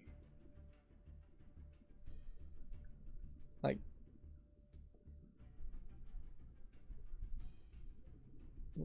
I don't really have a real problem here, but I do kind of don't like the general idea that this once again pushes the narrative that video game gamers are particularly more aggressive and toxic than anybody else in the world doing any other activity, when we know darn well that there's a lot of bad behavior, bad words being said when people are watching sports in their comfort of their own house, and even when people are watching sports in the stadium surrounded by potential children.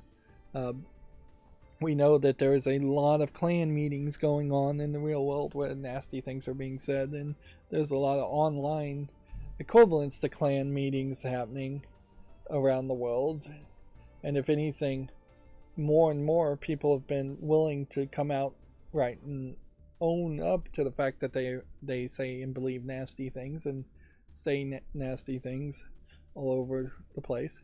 People have always been mean and aggressive and nasty, and it's just not particularly improved that much. Honestly, I think gamers and kids these days are probably pretty sweet, but I do question if maybe kids come out pretty sweet and pretty nice, and then they hit 14, 15, 16, and then they start to rebel and just turn into their parents, and then by the time they're hitting their 20s and 30s, they fully just turned into their parents, who are mean and spiteful and resentful and angry, arguably angry for good reasons even. But yeah, video games always, to me, just don't feel like really the field to try to police speech. It definitely is the case that the Xbox is not a free speech platform by any means, but convincing gamers to police their speech and thoughts on games is not going to really convince them to think different ways in the real world. There is always also this problem of a disconnect between gamers who feel like there is a certain level of baiting and aggression that is appropriate when playing a video game, and trash talking that's appropriate when playing a video game. And there's always been trash talking in sports, in real world sports as much as in video games. So it's a little unrealistic for game companies to potentially try and make it so that you can't really trash talk or say anything at all against to your fellow players. It's just not realistic. At a certain point, it probably was a mistake to add voice chat in the first place and text chat. And if the games were just played with voice chat and text chat non-existent, they wouldn't have run into this problem where they felt like they should be the arbiter of what can be said and what can't, and censorship in effect. Let's see. Moving on, Video Games Chronicle says the first Baldur's Gate 3 patch promises 1,000+ fixes and tweaks.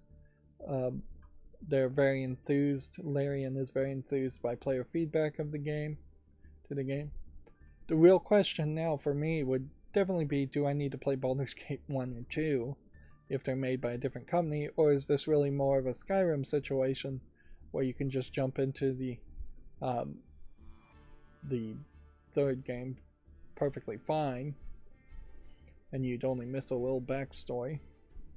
I also heard that two people have been able to speedrun the entirety of the main story quest in Baldur's Gate in 11 minutes by putting a bomb in the chest of one of the characters and then ending the path in which one of the characters could go forward. So it's effectively soft locking the game as far as you can't go any further, and that soft locking the game causes it to trigger an ending. This is probably a great example of a type of game that does not benefit from being speedrun, though. And in most cases, speedrun games are always being glitched and cheated to get to the ending, whereas I am much more of a fan of full playthroughs that are done somewhat quickly versus a speedrun that's just trying to do glitches. You do have glitchless speedruns, but even in that, there's very little actual enjoyment that the speedrunners are having of experiencing the game in the way it should be experienced. There definitely, in my mind, is still room for abridged games, whether those are modded games to make things a little bit faster, or just remaking of games so that they are a little bit faster. In a game like Baldur's Gate 3, I imagine there might be some grinding and random encounters with enemies. An abridged mod would potentially skip over those fights and just give you the XP you need to get back to the main storyline quest. Although, we are really at a point now where games should be able to just let you play through the entire main storyline with very little struggle, and you can skip any random encounters or side quests you don't want to play. That's a better balance, in my opinion. Skyrim's a great example of that. If you could skip a lot of the grinding, which you really could, you could just do the main story quest and finish the game, and skip the random caves you would find walking past them and the side quest, and you'd miss a lot of good quality content if you did that, but nothing really stops you because all the enemies are just balanced to your level anyways. Moving on, Modern Warfare 3 rewards are up for grabs in this week's revival event. The new series entry will be unveiled in a Warzone event on August 17th. I guess check that out if you're interested. Sega has released a Samba de Amigo demo to the Switch eShop. DC Universe Online is coming to the PlayStation 5 and Xbox Series X, which is weird because I thought they shut that down, but apparently not. It's an MMO that is launched 12 years ago and is still active, so I must be thinking of a different service. When you have a online service that's lasted that long, it does make an argument for a relaunch or a remaster. Although, since it's an MMO, I don't know if they could really improve the graphics by much or improve the gameplay mechanics by much. And if people are liking it as it is, why risk making changes? Destiny 2 games director says the recent state of the game communication wasn't up to their standards. Bungie is also completely rethinking on how it distributes player versus player maps. Yeah. Which I don't even know what their recent communication has been that it's so bad, but I can say I have not really heard much about Destiny 2 in a while. If anything, this is him saying we haven't done enough to promote and advertise the Final Shape expansion DLC, which almost certainly that is the case. But in a lot of ways, this weirdly seems like the Destiny 2 producer is apologizing for some controversy that seems to have not actually occurred. Like, I don't really recall there being a big controversy there, but I wouldn't be surprised if maybe the number of players on Bungie's game, Destiny 2, is pretty low these days. I am starting to wonder, it's a tinfoil hat conspiracy certainly, but I am starting to wonder if some companies aren't intentionally causing controversies as a way of lowering expectations to their shareholders. This generally accepted accounting procedures nonsense that companies are now using, which has led to shareholders wanting infinite growth and infinite higher and higher share prices, which is insane. Perhaps has put a lot of companies in general, not just video game companies, just companies in general, in a situation where they have quarters where they know they just won't meet those expectations and they need to lower expectations. So my tinfoil hat conspiracy, maybe you do have some companies like Skittles now putting pride LGBTQ messages on their packaging, doing that in part so that they're hoping for a backlash so that they can say in the next quarter, we didn't sell as many points because of this backlash, but we imagine the backlash will go away and next quarter we'll be back up to the sales numbers. Maybe they are actively trying to create excuses for poor sales. Although the not so much a tinfoil hat conspiracy around those actions actually is pretty well obviously admitted to, in that there is a corporation out there that creates effectively a social credit score for corporations, and they've been emphasizing the social impact, being pro LGBTQ and things like that, as a way of evaluating corporations. So there is this lesser known organization that is giving a higher credit score to other corporations, and by Skittles effectively getting the higher credit score by putting pride things on their packaging, they are getting better interest rates on loans potentially, and better investment recommendations from major investors. And that's not tinfoil hat at all. That, as far as I understand it, actually exists. So yeah, and that's something that's been relatively new, and it somewhat makes some sense that it is a consideration, certainly, because you don't want a company like Enron or major oil companies that have oil spills like Shell. You want to reduce your risk of investing in a company like that is at a high chance of having a major controversy and then losing a lot of its share volume. And then there is also the theory that is somewhat proven, in that if you make a small controversy, as a company like Skittles, which is the most recent example, it creates a small backlash and boycott, but it gets people talking about your product, and people would not be talking about Skittles otherwise. So they can weather a small backlash and boycott that people will not stick to, because nobody ever sticks to any boycotts at all. So that's fairly well known too. But that's all kind of a side rant, and we're going long already. Even though I ended early playing Yu-Gi-Oh, still going long. I am just a really, really slow person when it comes to going through all this news. PlayStation Plus looks set to add classic Tekken and Soul Calibur games. Two Bandai Namco fighters have been rated for the PlayStation 4 and PlayStation 5.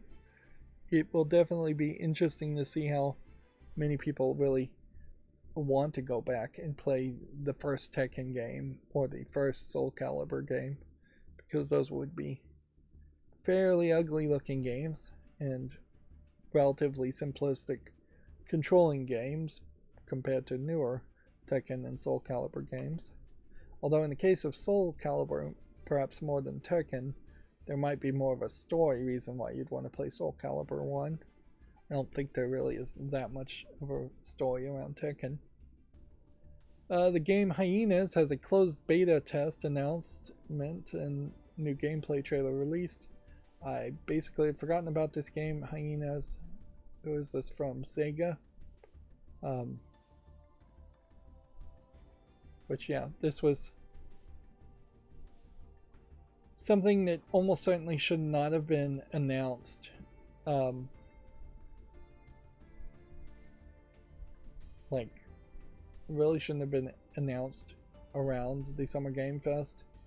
It would have been better to wait until it was closer to a release. Had they announced Hyenas last week, it would have been a game that was the only thing to talk about for last week for at least a day. Whereas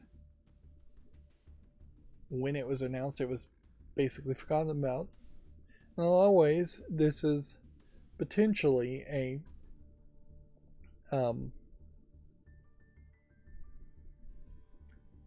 it's potentially a Overwatch competitor, which is an interesting thought. Certainly as terrible as Overwatch 2 has been received. So you could see perhaps people leaving Overwatch 2, if there's really even enough of a fandom to leave Overwatch 2 and trying Hyenas. But I don't think there's a lot of reason to have faith in Sega or Creative Assembly. What else has Creative Assembly even made? Total War games, Alien Isolation games, Rise. Not really a lot there. Yeah, I don't think there's a lot of reason to have faith in Creative Assembly or Sega to make a hero-based multiplayer extraction shooter. And the art style and the craziness around Hyenas may very well be too much of a turn-off for a lot of players. It'll be interesting to see if it does succeed, certainly. Always nice to see games when they do succeed. Starfield has finally gone gold, and preloads are starting tomorrow on Xbox. Okay. Is Starfield even coming to PC? Let's see. It's going to be released in September following a couple of delays. Yeah, it'll be on Steam on August 30th.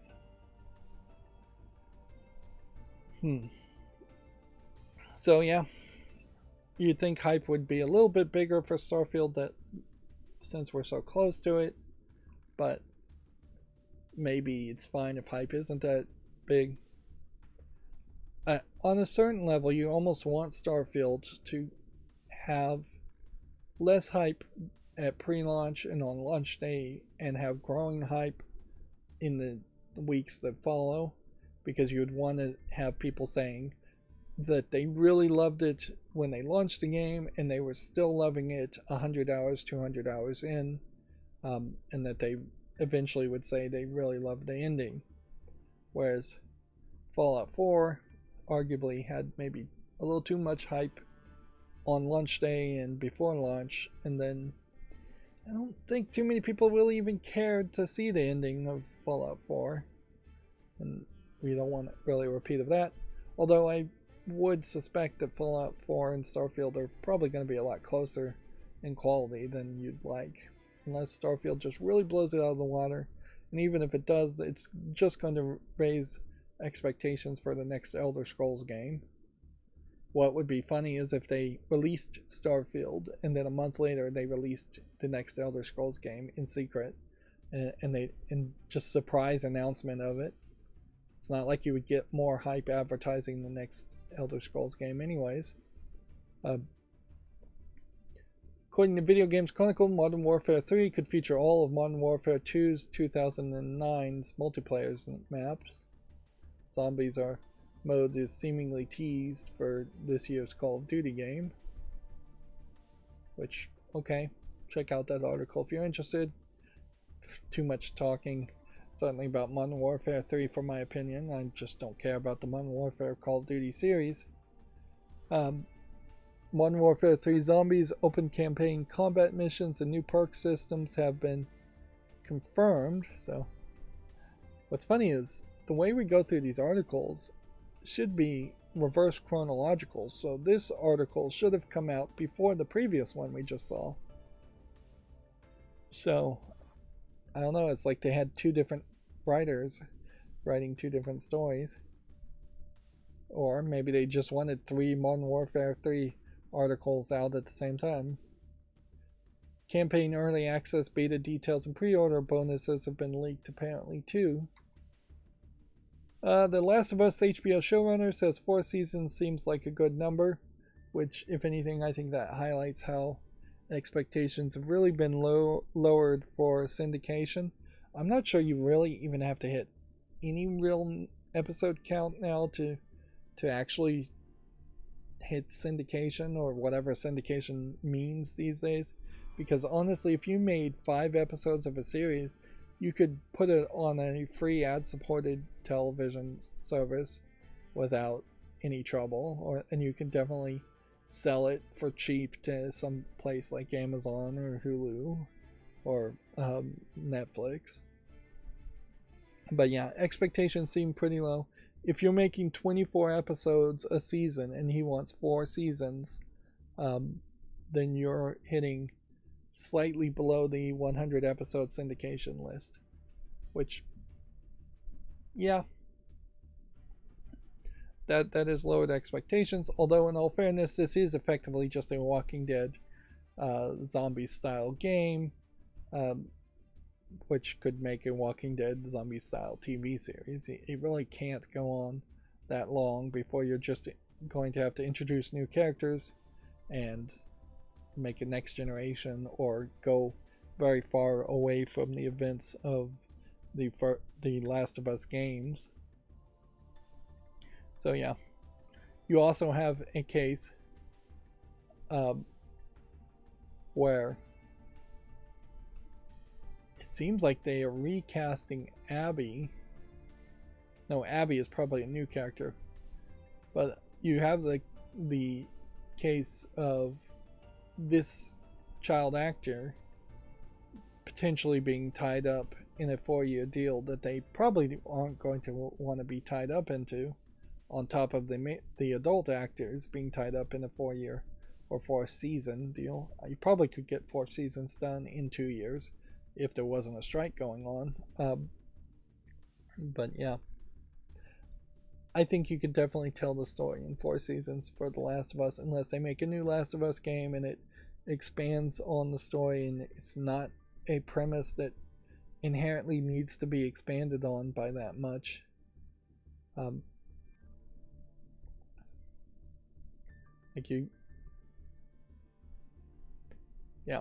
You're better off potentially making 4 good seasons instead of pushing for a 5th and then making a different game spin-off series with different actors.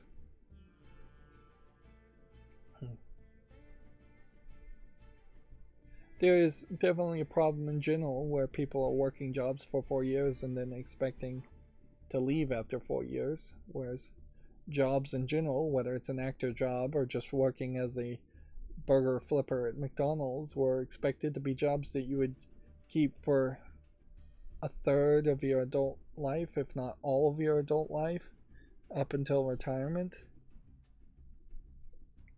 Actors have always had that problem of not really having retirements or pensions that would take care of older actors or keep people employed by having job pools or anything like that. But yeah, by default, showing any loyalty to a corporation these days doesn't really do you anything, and job hopping is the way to potentially get a raise or get a promotion almost exclusively. Same is true for actors and writers and directors. Moving on. Let's see, we already had talked about Pokemon Company having conversations about lowering their release schedules instead of having a new game every year and ensuring better quality. It's funny that they're having those conversations basically a year and a half after the most recent... No, it's probably only been 6 months since the most recent Pokemon game has come out. It feels like a year and a half to me, but it probably has only been about 6 months. But they definitely aren't talking about it during the hype cycle of the most recent Pokemon games, and instead they are discussing it quietly as they are also promoting DLC. All of these articles are old, so we don't have much to say new about John Carmack returning to QuakeCon. Classic Call of Duty's games getting patched, thus becoming bestsellers. $70 for Modern Warfare 3. Assassin's Creed being brought forward a week. Yep. Let's see, we'll skip the rest of these. Pokemon Home compatibility coming soon for Scarlet and Violet DLC. Maybe not for the main game. Jeff Keighley says this year's Gamescom ONL is less about announcing new projects. The live event will focus more on updates on some of the biggest games due out over the next year, which would make some sense. Opening Night Live is what ONL stands for, which they should have just said that. Seemingly, we can see Hyenas has bought a big banner. Although if I saw that banner, I still really wouldn't know what the game is. It is definitely going to be hard to have a live event. This feels like this is a picture of Jeff Keighley from years ago, too. So late in the year. It does feel like it is just a pre-Black Friday. Let's add a little bit more hype. Noticeably here, Video Games Chronicles is not even telling you when Opening Night Live is. So, yeah, August 22nd. It was at the top. I missed it. My fault. Yeah. You're talking August 22nd. Month after that, you're into September. Month after that, you're into October. Month after that, you're into November. And then month after that, you're into December. So you're in the back half of the year. And so you're not buying yourself enough time to make new announcements. Anything you made that was a new announcement in the end of August is likely going to get pushed into the summer of 2024. Let's see. Apparently, Pokemon players were disqualified from the World Championships for using hacked Pokemon. A viable competitive Pokemon could take dozens of hours to train. So, how many people? Several Pokemon players were disqualified over the weekend for using hacked Pokemon, which almost certainly implies to me that there is a rampant amount of hacking going on as far as Pokemon are concerned, or their detection methods for hacked Pokemon are flawed. Inherently, if even the professionals are hacking Pokemon, it does highlight that Pokemon is too grindy.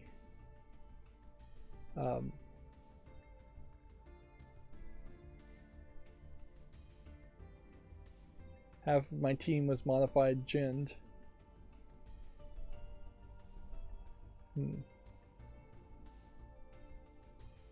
According this person was.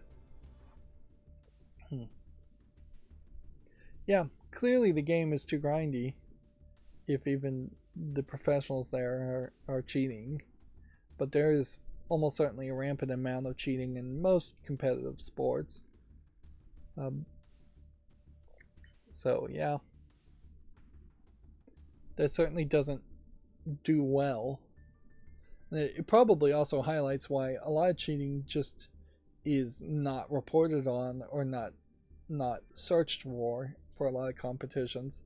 Like, there's so much blood doping happening around the racing, bike racing scandal that it really hurt the entire legitimacy of bike racing, because there was just so much blood doping and cheating happening because of that. And yeah, I think most major sports try to quietly disqualify one or two people as token disqualifications and then let 90% of the other cheaters continue to compete. Notably here too, you don't really have a lot of young looking Pokemon people here. They weirdly seem to all be wearing shorts and sports jerseys. But again, if I was to magnify it, you've got some big teenager type characters here as far as the winners. And then you have a very old guy as a presenter who's probably a famous Japanese person that I couldn't recognize. And then you have an old lady cosplaying a little bit like Misty with a yellow t-shirt and red armbands. But yeah, I guess these are somewhat young looking kids, but they definitely feel like they are approaching 16, 17, 18, whereas I would think a Pokemon Championships would probably be better focused around 10 or 11 year olds, and arguably 10 or 11 year olds probably shouldn't be competing on a national stage or in competitions in the first place. Like, since the general idea of Pokemon is that it is baby's first RPG game, there probably should be an age limit that says we're just not going to have a championship for teenagers playing it, even though almost certainly these teenagers have been playing Pokemon since they were kids, since they were very young. They should have been effectively forced to age out into a more adult or more mature, at least, RPG series. And I don't know if you really need Pokemon Championships in the first place. It's not like there is a Final Fantasy Championship that's talked about. I don't know if there really is any other RPG games where you like have team battles that would have a championship, come to think of it. There should be something like that, but I don't know of anything that's that big. We already talked about Activision Blizzard dropping its own counter lawsuit. Apparently Larian is working on mid-game character customization. The hotly requested feature is, quote, cooking, which I guess this is a warning that at the moment uh, you whatever character you make at the beginning of the game is the character you have to stick with, which would be very annoying if you made something that you grew to dislike but put 200 hours into the character's stats. It does seem to me, being based on Dungeons and Dragons, making a new character in a new character sheet should be fairly easy to do mid-game, mid-journey.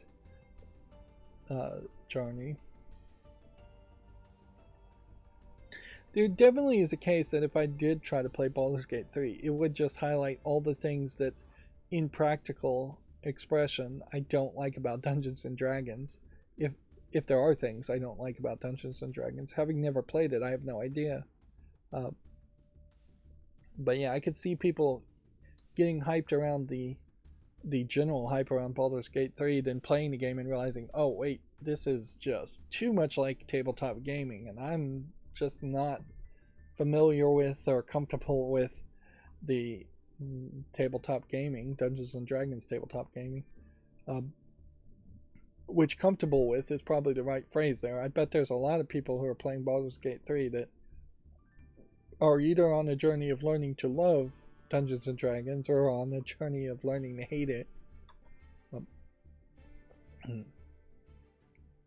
Baldur's Gate 3 also fell just shy of Hogwarts Legacy's Steam concurrent player record. I think it may have passed that record since this article, though. Although maybe not. Definitely highlights that there is an appetite, certainly for fantasy. Here's a great example. Look at just how much is going on as far as the user interface in the actual gameplay of Baldur's Gate 3 here. Just a lot of stuff happening there. But yeah, there definitely is an appetite for fantasy, and that appetite can be very satisfied by licensed products in the case of Harry Potter, or lesser known licensed products based on the Dungeons and Dragons rule set that are part of a Baldur's Gate series. Let's see. New Xbox Game Pass titles for console and PC and cloud have been dated. That includes Sea of Stars and Texas Chainsaw Massacre, Gris, and Firewatch, which, yeah. Then these games are leaving on August 31st. No real reason why Firewatch is being re-promoted, but I guess that's just the way it works, though, is that every month you're getting 4 or 5 games. Some of them may be brand new, but some of them may be very old. And I feel like the variety of the old games maybe is getting more curated and polished to release somewhat good games versus releasing mediocre and bad games. Next, we'll move into the Gamatsu articles. Assassin's Creed Mirage release date moved up to October 5th. That being said, it is an Epic Games Store and Ubisoft Store exclusive, which doesn't really make it an exclusive versus it's just not on Steam. Tekken 6 and Soul Calibur Broken Destiny have been rated for the PS4 and PS5 in Taiwan. If these screenshots are accurate, then they're kind of going back to the old God of War character in Sword Calibur. I guess we're have to wait and see. Tekken 6 was previously released for the PlayStation 3 and the 360 and the PlayStation Portable. Broken Destiny was previously released for the PlayStation Portable, so these are definitely old games, but hardly first generation games. Xbox Game Pass has Everspace 2, Firewatch, Texas Chainsaw Massacre, and Sea of Stars as games. check out this article if you really care. Although it probably is just easier to check out Xbox Game Pass's own launcher on the Xbox itself. A game called Ugly launches September 14th for the Xbox One and Switch and PC. It's a dark and twisted fairy tale. Let's see if we've got a Steam link to it. See if we can see it a little bit better.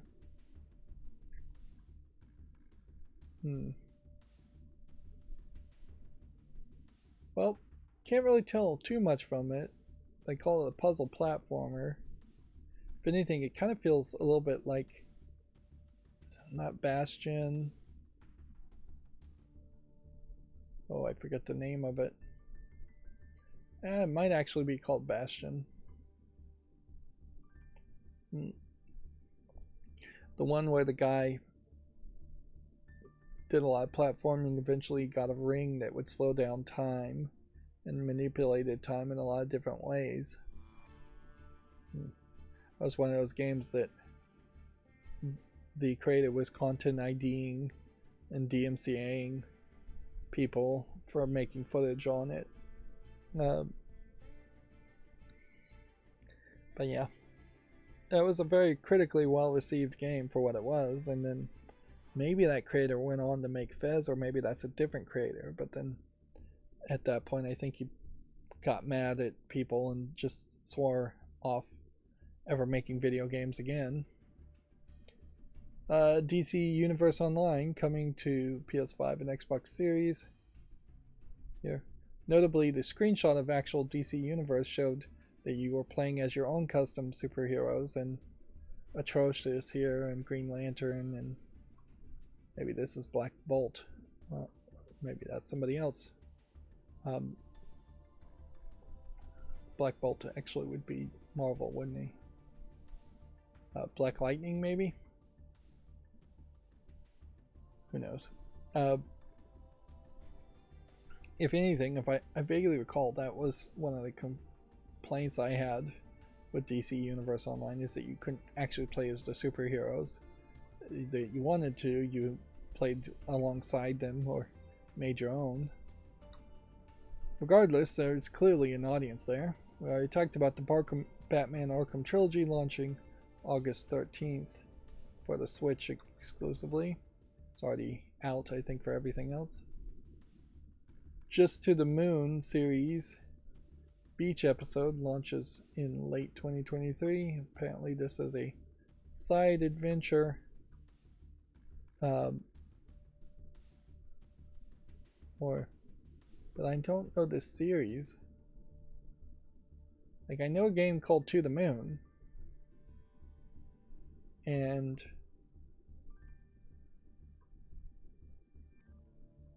this does just feel like this is a side game to that. Yeah, it is. To the Moon, critically well received, overwhelmingly well received as far as gamers too. It looks like an RPG Maker game, but there clearly is something in the story and in the polish of that. Like, so, a side game beach episode might make some sense, although in all fairness,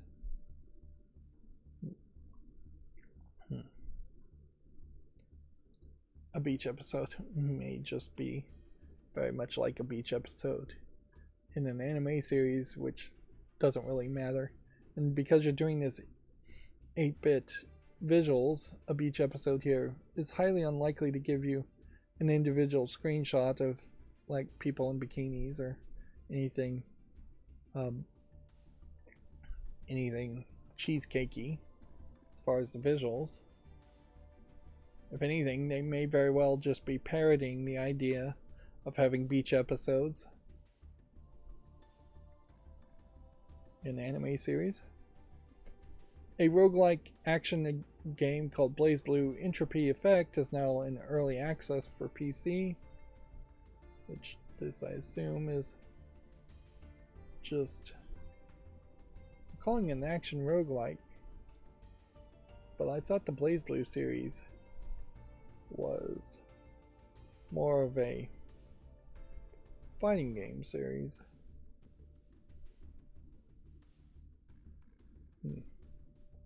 Clearly, that's not what this is.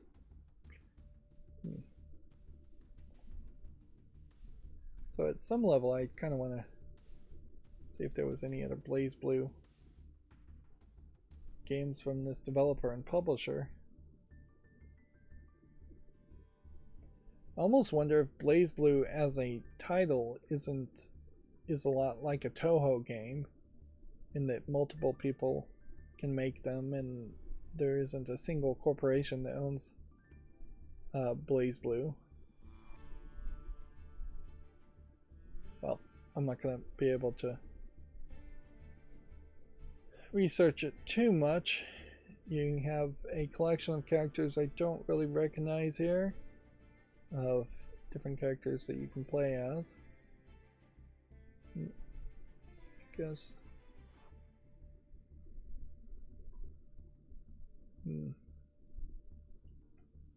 There's no tag here for BlazBlue in general. Definitely have some anime skin showing off on the ladies and anime angst showing off on the guys as far as the outfits go. Moving on. Genshin Impact version 4.0 update is now available. Enter the 5th nation of Tivat, whatever that means. Famitsu review scores for issue 1811 gives Fantavision 202X a 28 out of 40. Islets for the Switch a 30 out of 40. Oxenfree 2 Lost Signals a 31 out of 40. And Sword and Fairy N2 for the Switch 27 out of 40. So they reviewed 4 games, all of them pretty bad. Usually 33 out of 40 is about average, in my opinion.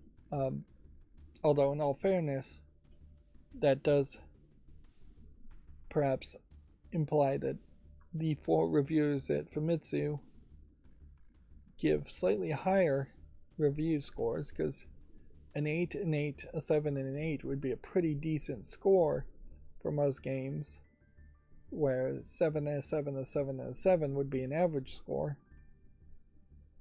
But you also have to kind of in your mind find a balance between the fact that Famitsu really is only reviewing 3 or 4 games every week. So if they're even bothering to pick a game to review it's being held to a higher standard. But yeah, in my mind, Oxenfree 2 Lost Signals getting 31 out of 40 tells me it's probably an average game, slightly worse than probably Oxenfree 1, which I really didn't even enjoy that game, so I have no personal interest in playing it. A game called RoboQuest launches this fall, which this is really where the 29-day issue is going to come into problems. Is that if I am just putting out the YouTube shorts around something like this and it's releasing in fall, but there is no actual release date, it very possibly is not going to come out of early access in the next 29 days. But there really is just no perfect solution there. And frankly, if Facebook is going to limit it to 29 days is as good of a time as almost any other time frame.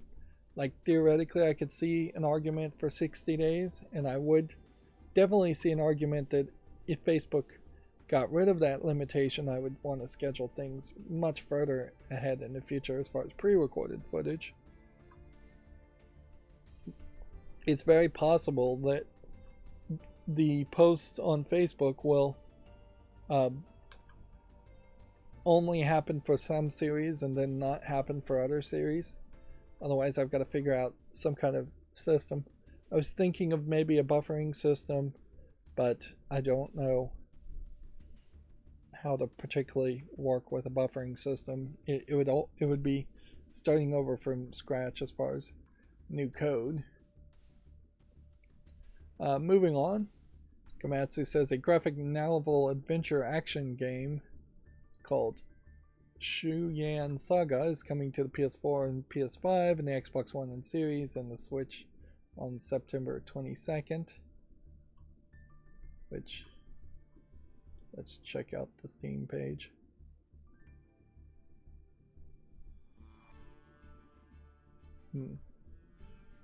This one is already on my wish list. Interesting. Because it's already available on Steam. Yeah, it launched in 2017.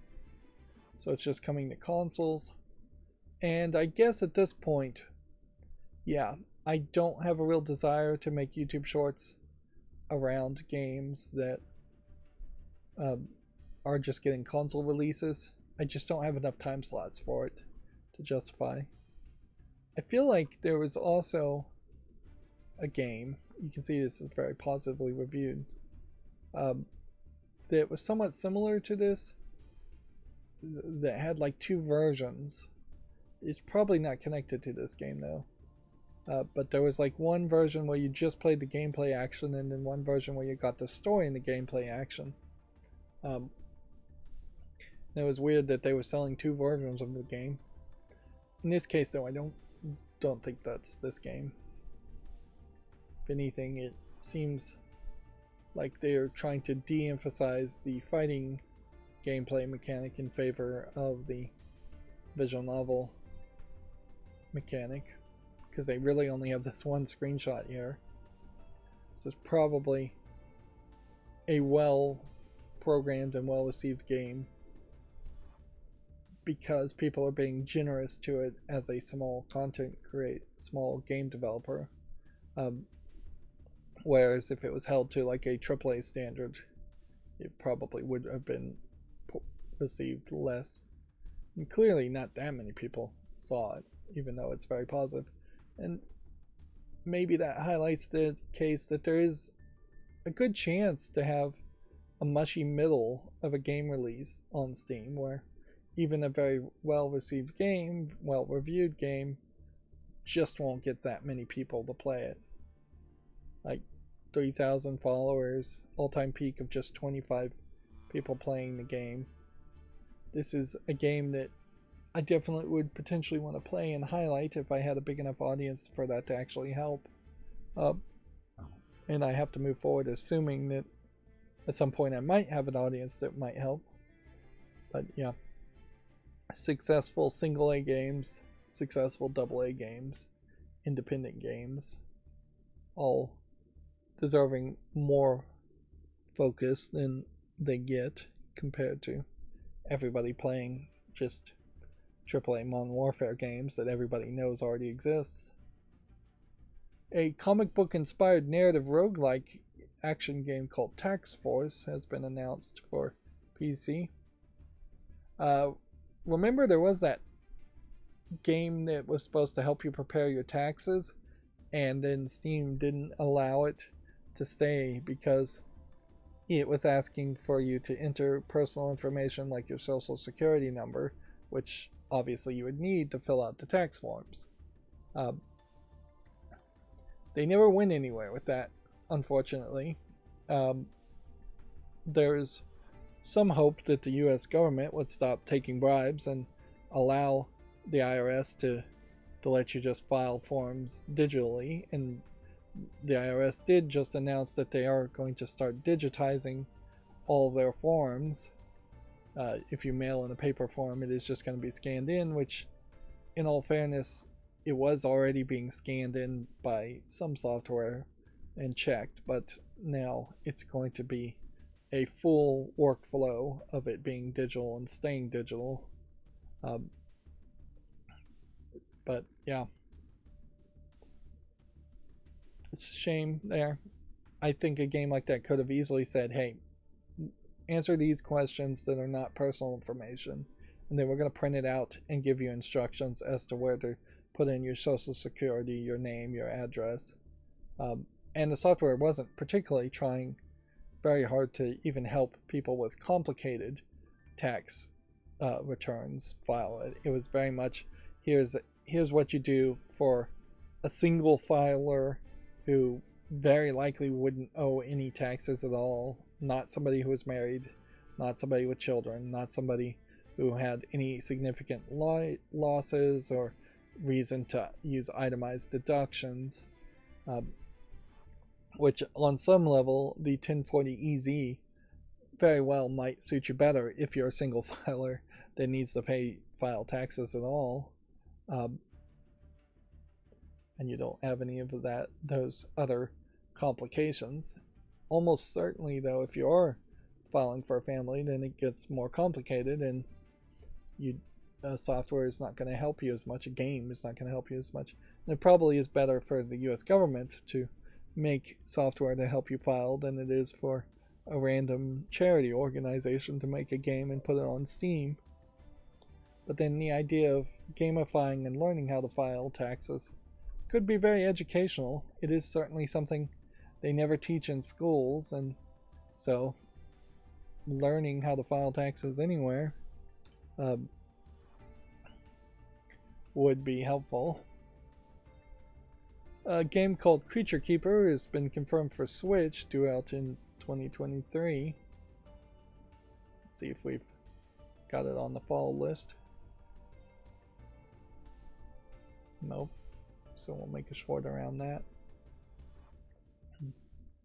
Another thing kids definitely don't know is just Social Security and tax withholdings.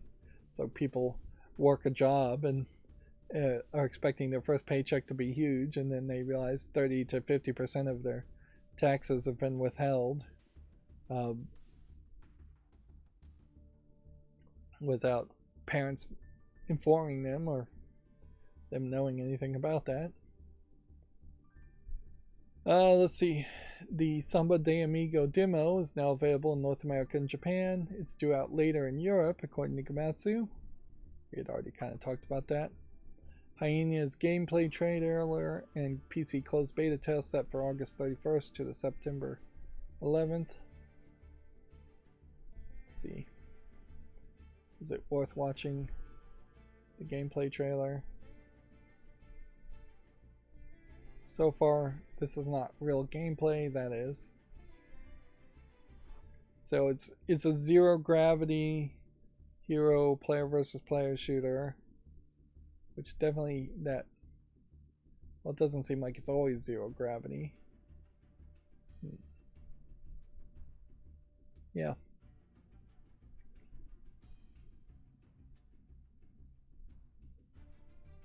There feels like there might be much more of a desire here to play very specific scenarios compared to Overwatch, which might be a little bit more generic, although Overwatch has fairly specific scenarios too. It definitely is going to be a case where the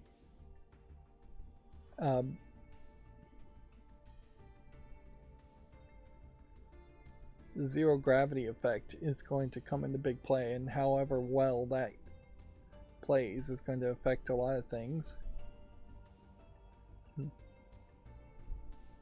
It definitely seems like it's a little too crazy and a little too colorful for a lot of players. I can't imagine a Call of Duty player would want to come and play hyenas.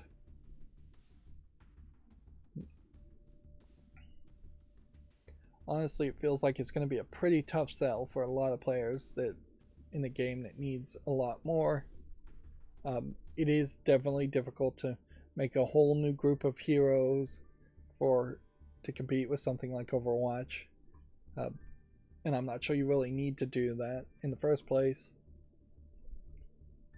But yeah, I almost would have to assume if Hyenas does succeed well, it is almost going to be a vote intentionally against Overwatch 2 on Steam, that people are going to promote as a meme to play hyenas instead of people legitimately wanting to play hyenas. And maybe they'll get into the game and like it, but I've never really seen zero gravity play particularly well. So that's going to be a big issue. The visuals are going to be a big issue. The lack of variety of characters is going to be an issue. The lack of number of characters is going to be an issue. It's a lot of hurdles. Moving on, Teenage Mutant Ninja Turtles Shredder's Revenge DLC Dimension Shell Shock launches August 31st. This introduces Karai, which I assume is this Lady Ninja character. Definitely you're going back to the 2D cartoony Ninja Turtle characters. Although here they're being depicted as more pixely characters. Karai might actually be the rabbit character here.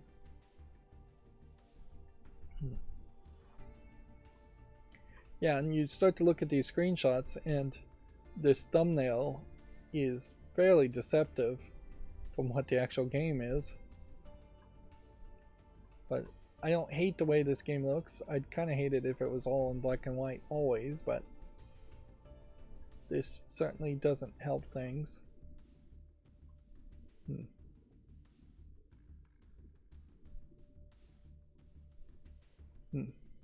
I wish there was a better way to figure out which one's Cry. I guess the answer here is just to watch the Cry trailer, because obviously whoever shows up there would be Cry. Yeah. Okay, so the Lady Ninja is Cry. There is definitely a point to be asked, certainly, as to what is Ninja Turtles to most people. It's not the comics. It's not the original movies. It's maybe a cartoon series, but more a nostalgia for the cartoon series versus any specific episode of the cartoon series. Like, I don't recall that I've ever even watched a single Ninja Turtles cartoon series. And I'm talking about like the original cartoon series. I think there's been 2 or 3 sequels. To me, my nostalgia around Ninja Turtles is basically around just packaging and artwork around collectible action figures. And yes, I watched the original Ninja Turtles movies, but I don't really think of them around that nostalgia. And I may have seen an episode of the cartoon once. I definitely am too old to have seen any of the later cartoons. Inherently, I imagine the Nickelodeon, now owning Ninja Turtles, is trying to promote convert this nostalgia around almost nothing into a liking of the most recent Ninja Turtle cartoons. I don't know if currently kids actually care about Ninja Turtles. They are very weird as characters too. It's just mutated turtles that are ninjas. It doesn't make a lot of sense. It comes off like they're furries. And nowadays, now that furries are actually known and talked about, it's a little weird that they would just be 4 turtles and nobody else as the main characters, Master Splinter aside. But yeah, generally, if you have cartoons where you have anthropomorphic animal characters, there's several different characters that are several different species. And they aren't just all ninjas, and they aren't just always stretching for enemies like the Foot Clan, Faceless Foot Clan, to fight, or Shredder. Yeah. It's probably a little hard to relate to the Ninja Turtles because there isn't a human character in the mix.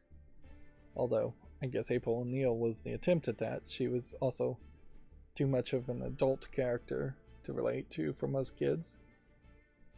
And hopefully nobody's relating to Casey.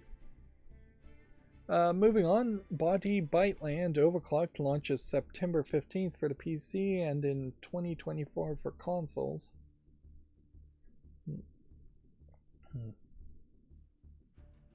Which, okay. This apparently is a 3D platforming action adventure game.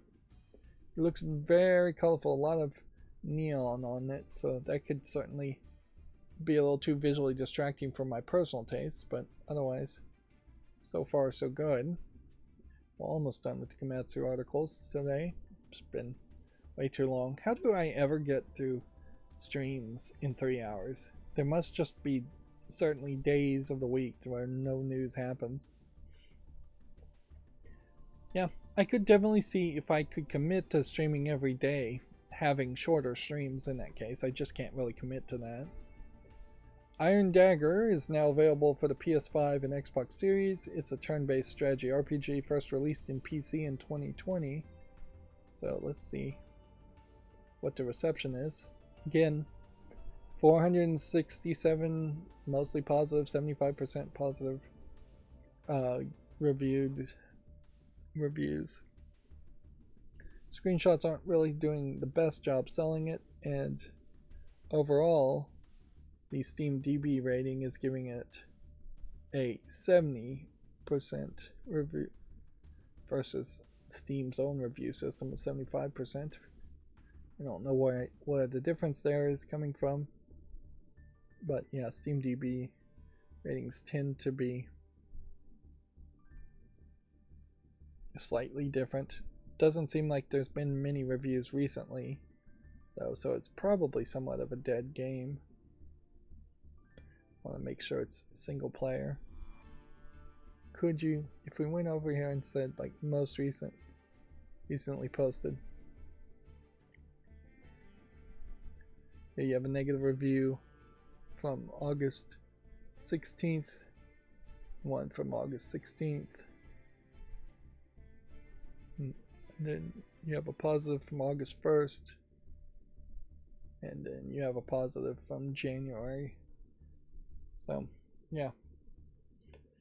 I bet there is a slight danger here in that if you're a game publisher and your game is just kind of stagnant, that you would have random negative reviews show up, and then you would feel this desire to pay somebody to put a positive review up or make a fake review yourself. And there really isn't a lot of punishment against game developers on Steam trying to encourage more recent positive reviews just to keep the balance. In a lot of ways, this being at 67% makes a great argument to not play this game. Tactical combat puzzler, not really my favorite style of gameplay, and yeah, mediocre reviews.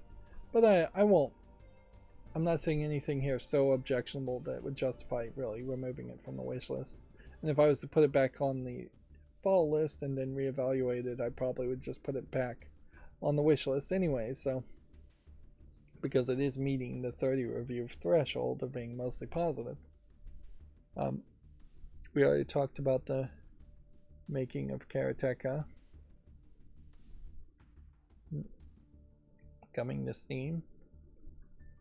Then NASCAR Arcade Rush launches September 15th for looks like basically everything. Let's see if we can find a Steam link here. Somewhere here. PlayStation 5, Xbox Series, Switch, PC via Steam. I guess it doesn't have a Steam link listed though. Just PC tag. Okay.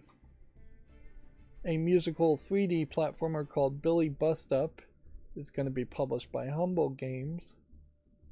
But Humble Games seemingly totally willing to publish on Steam at the moment. I definitely feel like the Humble storefront is pretty dead at this point. They're really not competitive. The Humble bundles still are the same old, and they probably will just stay the same old. If you're new to PC gaming, Humble bundles are still a great way to potentially donate to charities and get a bunch of games in exchange. So thus not actual tax write-off donations. But once you've gone a year or two looking at all the Humble Bundles, you'll fairly quickly realize that the games they're offering are the same games they've been offering from years ago, and there's just not a good offering there. The last time I saw a Humble Bundle mentioned on like slickdeals.net was probably 3 years ago, because they just don't have any new games that would be discounted enough to justify it. The prices have slightly gone up on Humble Bundles, and the way Humble Bundles work has drastically changed in the past few years under new leadership or new ownership of Humble Bundle, making them worse deals than what they once were.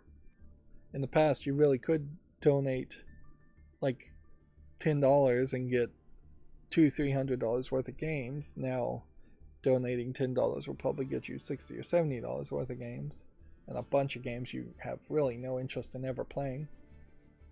A game called Quantum Error for the PS5 launches November 3rd, and then the Xbox and PC versions will be out on a later date. I feel like this is the first time I've heard of this game, Quantum Error. Seeing a bunch of monsters and sci-fi space things.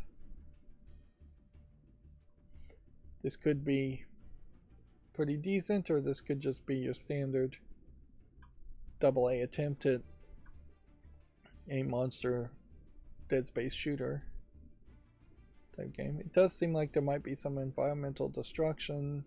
Definitely seems like there's some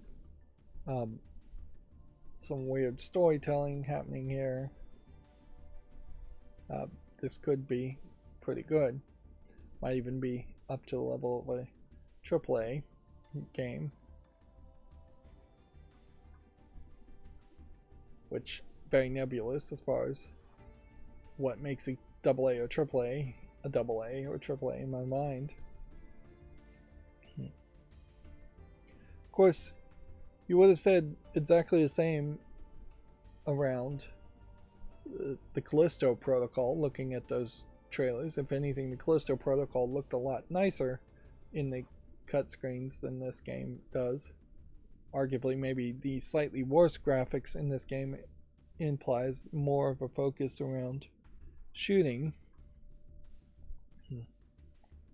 and less of a focus around visuals.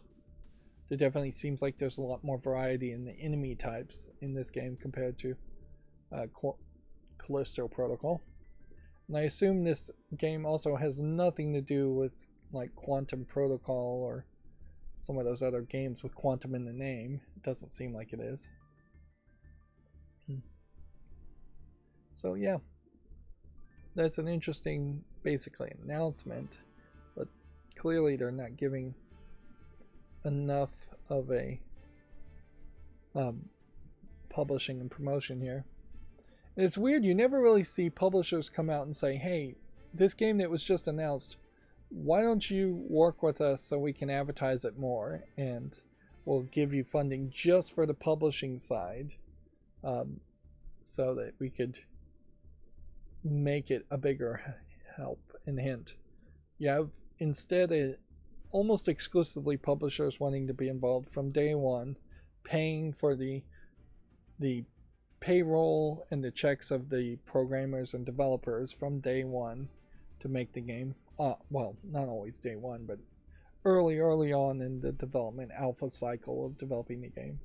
And then the publisher owns the rights to the game because they paid for the development of it up until certain metrics are met. Sometimes those metrics are never met. Sometimes the publishers don't give the game back or try not to give the game back when those metrics are set. Anyways, weirdly, publishers, as we describe them in video games, are very much instead financial backers. They are investors more than they are publishers. They really should be publishers out there that just say, I have a fully gold, fully programmed game, but I can't afford or don't want to spend my own money to advertise it. I don't have the connections to advertise it. Let's go to this publisher and have them publish it. And Microsoft, Ubisoft, Sega, Sony, all of those companies could be really good at just publishing and advertising and promoting games, even though they had no hand in actually funding the development of it. They could put in a few $100,000 to $1 million of advertising, get the first $1 million in sales back, and then just be done with it. And yet, it seems like there really is no desire to have companies like that. In other industries, definitely there are cases where you'd have advertisers, and you'd go to an advertisement company and just hire them to be an advertiser. But I've never heard the phrase advertisement company or advertiser even mentioned in the same breath of video game companies. Next we have GameDeveloper.com articles. We already covered the tweaks to the Steam minimum price thresholds. Not really likely to affect any games, I suspect. I talked about Varco AI tools. Let's see. Prytania Imprint expands with a new AAA studio called Fang and Claw and Dawson Entertainment, or Dawan. Yeah, Dawan. You have 3 different corporations, 3 different studios, 3 different names here, none of which are recognizable. These 2 would be new names, but Prytania. Apparently, the new opening units, new openings unite veteran developers from studios from Blizzard, 343 Industries, and Hidden Path Entertainment, which that in itself probably doesn't mean too much. I wouldn't be surprised if Prytania is a fairly new company itself. Again, people who worked on other games might be worth following. They're better to follow, in my opinion, than just following, say, 343 Industries and assuming that whatever corporation called Blizzard or whatever corporation called 343 Industry will always make the same quality of game. But then often it does feel like you have one person that left 343 Industries, and then they use that as a way of saying they were or implying that they were the main creative force behind everything 343 Industries made, which is highly unlikely to be true.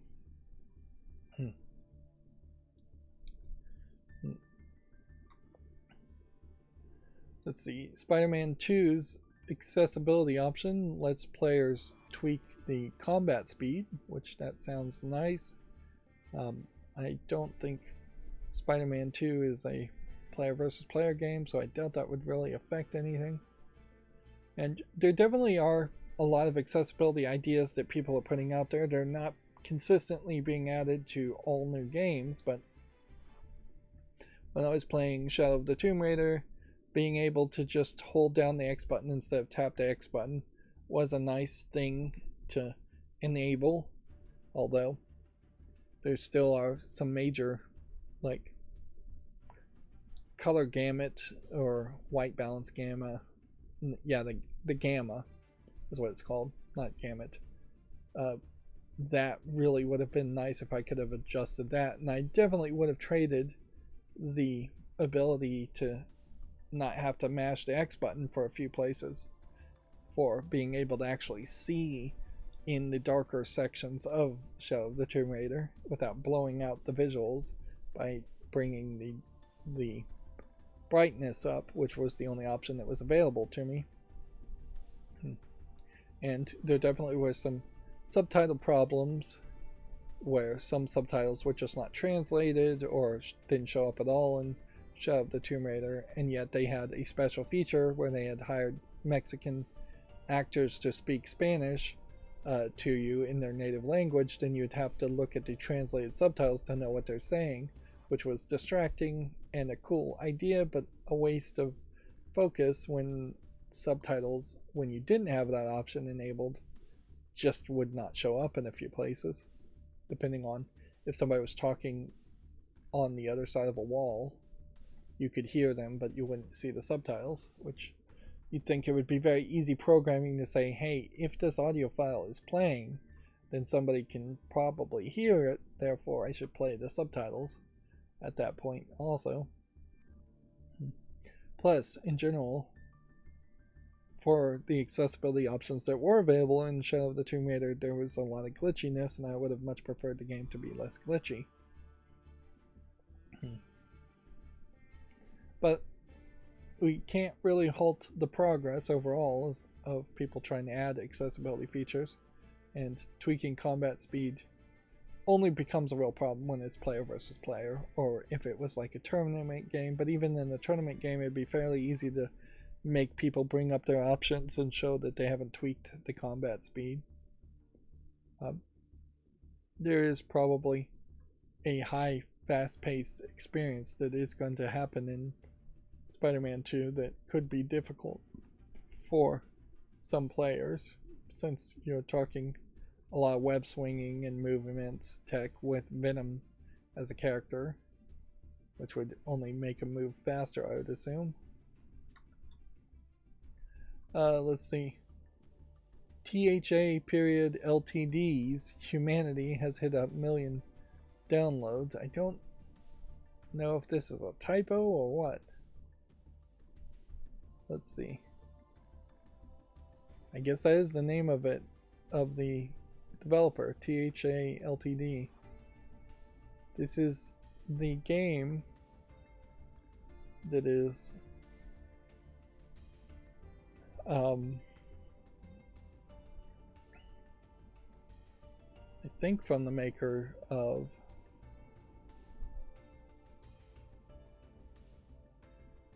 Res Infinite. I didn't realize this had come out, though. VR.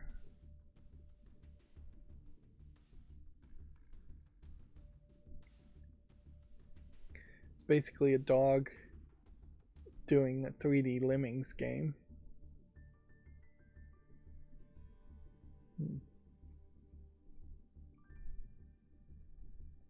Alright, well, don't really need to put that on the fault list. I can just put that on the wish list. And I don't know if there's really much other to say here. This came out May 15th, and I totally missed it. You can see that there's never been a very high all-time peak of 148, not that many followers, but the amount of reviews, while somewhat small, are very positive. I think this game probably does a great job of just showing you exactly what it's going for and not trying to overpromise or trick people into playing a game that is very weird. Which there is definitely an element in that weirdness here. Definitely feels like the developers of Res Infinite are the type of people who maybe recreationally take magic mushrooms and get a lot of their ideas from that. Here's Tetris Effect, not Res Infinite, and that's the publisher. Res Infinite Digital Deluxe Edition DLC. This DLC is just a soundtrack, I believe. I don't think it adds any content. So it may not actually be the developers as much as it is the publisher. But in part, it says it is also developed by that publisher. And that was my understanding of what was going on there. Is that this was from the creative, crazy mind of the makers of Res Infinite, which is a very abstract game, and this feels like a very abstract game. Moving on, High Rush keeps on beat with 3 million players. The rush never ends. So, yeah. seeing fairly big numbers for a few games that released in the short history of 2023. Although, notably, Hi-Fi Rush may be just the game of the year for 2023, because I don't know if we really have any other major AAA hyper-realistic game to compete with it. Dead Space re-release remake might win in that case, but it's a horror game, so it very possibly wouldn't. It'll be interesting to see what even the nominations for a Game of the Year event, whichever Game of the Year event you're talking about, how that goes and what is even available. That's one of the macros that I've dropped the ball on and not gotten anywhere with, is the idea of trying to have a general indicator of what games people are really playing, and figuring out what games actually have the most impact per year versus what games are talked about by mainstream video game journalists, which there's a fairly big difference there between what gets talked about and what is actually getting played. We already talked about the Epic Games adding free crossplay overlay tool. Unfortunately, we don't really have any visuals for it. And then they have a article here, how Salt Sea Chronicles empowered its writers to room to with incredible yes and energy, which that is just basic improv. To always, somebody says something and you go yes and then you add your part. You don't want to do no but and change what the other writer in the writer's room has added creatively, because that just doesn't add anything and it doesn't create a good atmosphere. Although, particularly if you're talking about a writer's room where things matter versus improv on a stage where you maybe have 30 people in the audience, and if you yes and something that's dumb, it doesn't matter. When you're starting to talk about writing room for video games or movie or TV, there kind of needs to be a editor, director, producer, somebody above you that is going to the next day say, yes, that idea, we're going to cut that idea because we've got something better now. Because if it was just 100% yes and, yes and, yes and, then all the narratives in video games would be super, super long and not on point and random, and it would just be the insane ramblings of 4 or 5 people trying to all interconnect. And you just don't get to that point as far as a final product. Sometimes you'll see it where somebody will have an idea of something happening and somebody else will have an idea of something happening, and then they will awkwardly have both things happen at different times, even though it's just the exact same concept slightly modified. You'll see that even in like level design and puzzle design, is somebody will say, well, I've got this idea for the puzzle doing this, I've got this idea for the puzzle doing that. Then you'll just see 2 very similar puzzles. Back to Shadow of the Tomb Raider, a lot of the challenge tombs definitely feel like they were yes anded without any editing. So somebody said, let's have a tomb where there's a giant tower in the center and you have to climb to the top, and then that ended up with 3 or 4 people having the idea of giant towers in the center where you have to climb to the top, and you get 3 or 4 different challenge tombs with where you're doing the same thing. And you wouldn't want to say no, but let's not have 3 towers where you climb to the top. You would have wanted to have even more creativity and still do yes and say, yes, we have 1 tower that's where you climb to the top in the center of the challenge tomb, and let's have another challenge tomb where there's 2 towers that are only medium high and you're jumping back and forth between the 2 towers. Or we have a tower that is broken and looks like it would have been a way to climb to the top, but now we have to work our way around the edge of the map to get to the top. As for what this actual article says, it's probably just a little bit of self-promotion or promoting an idea. It's from a blog. It's not really relevant information. Unless you want to be a video game writer, and if you want to be a video game writer, you should just be a writer in general. You should try to self-publish books. You should try to write for TV and movies as much as video games, and you should get really, really lucky if you're going to succeed, because there are only a small number of writers around. Rub elbows, make friends with people in the video game industry. That's how you get jobs as a writer. You don't particularly have to even be that good of a writer. Get a degree in creative writing, which is probably a useless degree, but it would almost certainly help too. The subheadline here: it's better to have pillars and structure for finding the work than have a finished vision for a product guiding a process.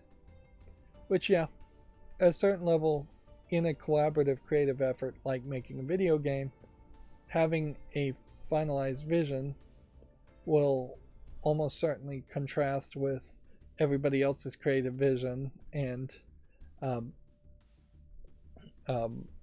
not be flexible enough for the actual level designs and gameplay mechanics that are being made. When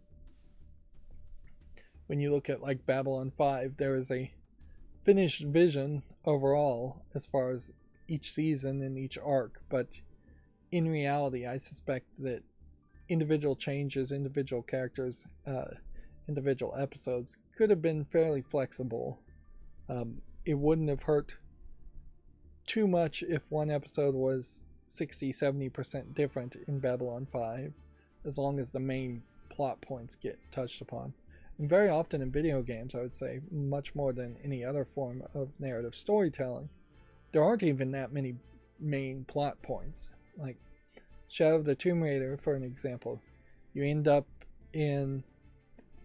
start in Cozumel, you escape Cozumel in a giant flood, you end up in Peru, you crash in Peru, you wander around the Peru jungle until you find the modern city called Kuala Lumpur or something.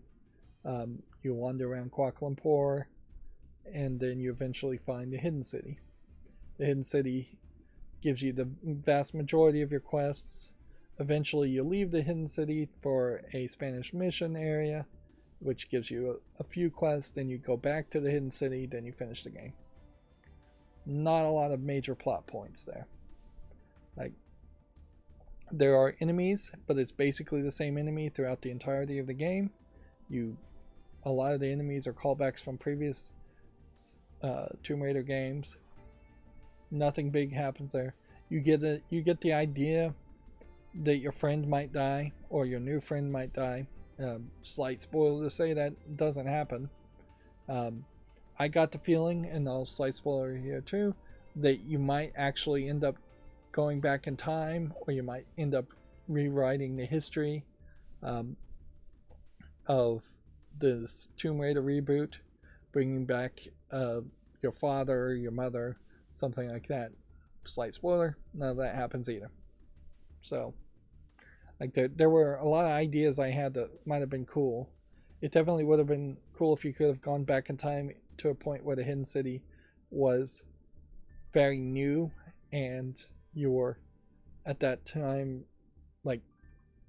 interacting with some of the historical figures. You're finding artifacts around, or playing a part in the history and being revered as a god, or something like that. But yeah, it just doesn't happen. I was thinking that the old version of the hidden city could have been covered in gold, and then Spanish conquistadors could have stolen most of it, and then the modern hidden city would look very plain, where the past version would have been very golden and bright. But that isn't it specific to even Shadow of the Tomb Raider. Almost all games barely have any major plot points from level to level. They usually just have one major boss fight and plot point. Think about like BioShock. There's an amazing narrative story. It's very well received. And what are the major plot points in BioShock 1? You end up at the lighthouse, you start the game, you find out what splicers are, you fight a bunch of them, you eventually find out about little sisters and big daddies, you fight them. Eventually there's the big twist in the middle, and then there's the evening with Andrew Ryan, which was extra, certainly, as a plot point. And then after those two things happen, whichever of those happen first, then you just work your way to the ending and have a final boss fight. That's the major plot points that I remember from BioShock 1. Not a lot happening there, really. And maybe that's because maybe a lot more did happen in BioShock 1, but I just don't remember it because it's somewhat forgettable. But yeah, that's typically how games go. That they aren't centered around plot points. They're not episodic, so there doesn't have to be a new episode, a new twist. The Walking Dead episode, Telltale Games, I guess, are episodic, and they probably did have more twists and plot points. Alright, let's do the follow list cleanup with the auto blur enabled. So, we've got a game from 2021 called Inverse Evolver, which, yeah, unfortunately is just not relevant enough to make it to the wish list with only 17 reviews. We just put Blaze Blue Entropy Effect on the follow list, which, what in the world? How would I have even been able to, for that to happen? Confused. Huh.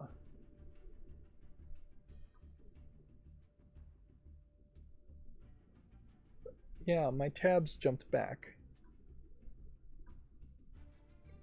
I don't know what happened there.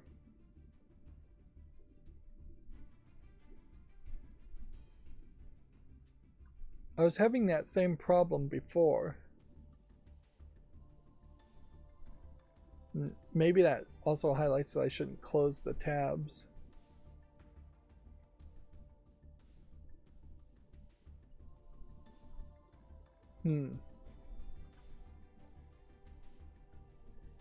So yeah, we should be going through things that start with I. And I can use that, I guess, as an indicator.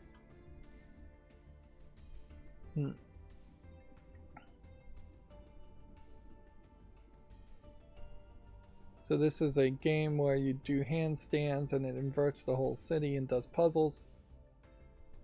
It has 96% positivity with 28 reviews, which I can make an executive decision there and say, hey, if there were 2 more reviews, it would be positive. So I'll put that on the wish list. I really do wish, though, I could figure out what is going on with the games. The tabs jumping around. Next we have Intruder in Antiquonia, which looks like it's a point and click adventure game, so we can put that on the wish list with the various positive reviews. Then we have Intrepid Izzy, which doesn't look like much, but it is again positive enough where I can say, alright, yes. Even though, in this case, 6 reviews short is really pushing the limit there. We're talking a 5% off of the 30 minimum reviews. But clearly I'm not super hardline follower of the 30 review limits, and I shouldn't be that hardline of a follower. Anyways, it's an arbitrary number, so some flexibility makes sense. It's not like if 30 reviews happens, the game is then sanctified by any organization as being a good video game. Into the Radius VR is a VR only game, so it'll stay on the follow list, even though it looks fine. Whereas into Cthulhu mythology, I think I have to say no to, because it's just not relevant enough. I guess there was definitely a point there where it felt like a lot of games had Cthulhu in the name as a way of, I guess, getting people's attention. I don't know if it ever actually worked that way. This one does not look particularly polished even at that. At some point I kind of would like the idea of getting into some mythology around Cthulhu, although I don't really want to read the books from the guy who created Cthulhu. And yeah, I don't want to invest that much time, so I'd probably in a lot of ways be happier if there was just a TV show based on Cthulhu monsters. If they made a new Supernatural series, basically, except for it was Cthulhu monsters specifically, or just not your standard vampires and demons, then I would be fine with learning whatever artistic license they took on defining what Cthulhu monsters were. This is a side-scrolling shoot-'em-up game, so even at that I'm gonna say no and take it off the follow list. This is almost certainly one that I made a YouTube short on. Yeah, as I was uploading YouTube shorts too, I was definitely finding some that glitched when I was recording them, so there's definitely some room for bad typos and names as the processes are smoothing out and being worked on, and just misrecording the video completely. This game Internol, I don't even know why I would have this on the follow list. It looks like it would be a VR game, but it's not even that. It's a VR headset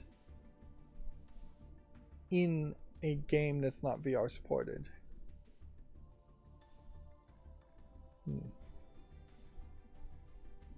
What are the reviews on this?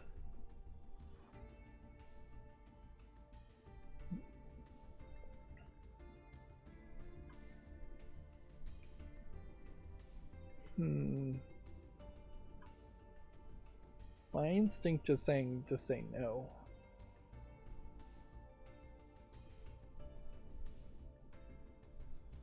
But you know what? I'll just leave it and see if it ever gets reviews. May doesn't feel like it's been given quite enough time. Let's see. Next we have this Interitus game, which looks like it's a hack and slash dungeon crawler type game.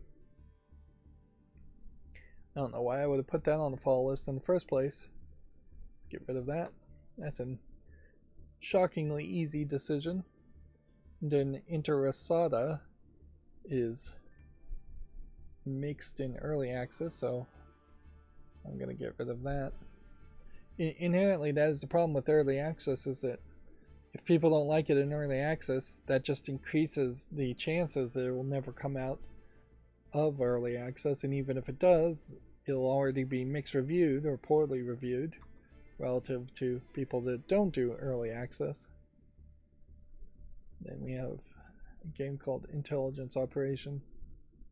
But yeah, I definitely cannot justify such low reviews from something from 2020. I was probably being very generous around pandemic time, saying, well, maybe few people are playing games or reviewing games during the pandemic. If anything, there probably were more people playing video games during the pandemic. So yeah, I'm not willing to extend that grace period, even if the pandemic, I guess, is technically over now, even though COVID's not going anywhere ever, I'm sure. I think the way they treat people with COVID and the number of people getting it is fairly different.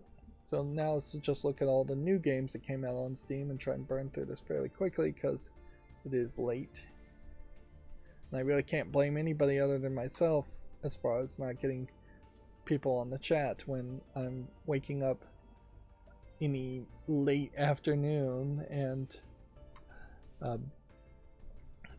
streaming so incredibly late in the evening.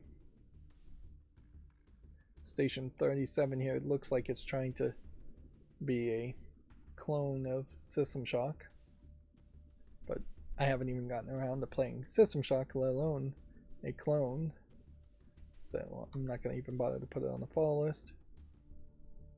Here we have a creepy lady with a lot of boob jiggle as she's platforming. But it suffers from a lot of dark screenshot syndrome, a lot of asset flippiness. At a certain level, there might be a version of this idea that works. If you could do a lot better job of asset flipping an environment and having a skybox, and then you had a character with some big boobs and big butt, and she's just jiggling as she's jumping all over the place, you'd probably want to make it a little bit subtle. You don't want it to go insane where boobs are just stretching across the screen, or even particularly large bumps, but a slight subtle jump jiggle would be somewhat in line with reality, whereas most games don't have any jiggle and their bodies are just rigid. You'd have to be careful with the outfit, because I could see you could put them in like a thong or a bikini and thinking that would really work for you. At a certain point also, if you were just to have them in an adult game nude, that might make some sense too. But yeah, this as it is just a weird take on the platforming series that people are just copying back and forth with more and more platforming. And certainly jumper maps in Minecraft have been very popular for years, and that's effectively what this is. People who don't have a lot of creativity really still just doing the exact same things over and over again in cycles. Gazonlias, I'll give this a chance as a racing game. Then Cinder is some kind of horror game. I'm gonna give that a chance too. Really don't have time to watch the entire trailer and try and figure out what this is. Maybe I'm being a little too generous on that one. Minimap Kingdom doesn't look like anything of interest. Fantasy Up at least is taking a different twist on this, in that they've taken 8-bit, 16-bit characters and asset flipped a bunch of thematic fantasy type things.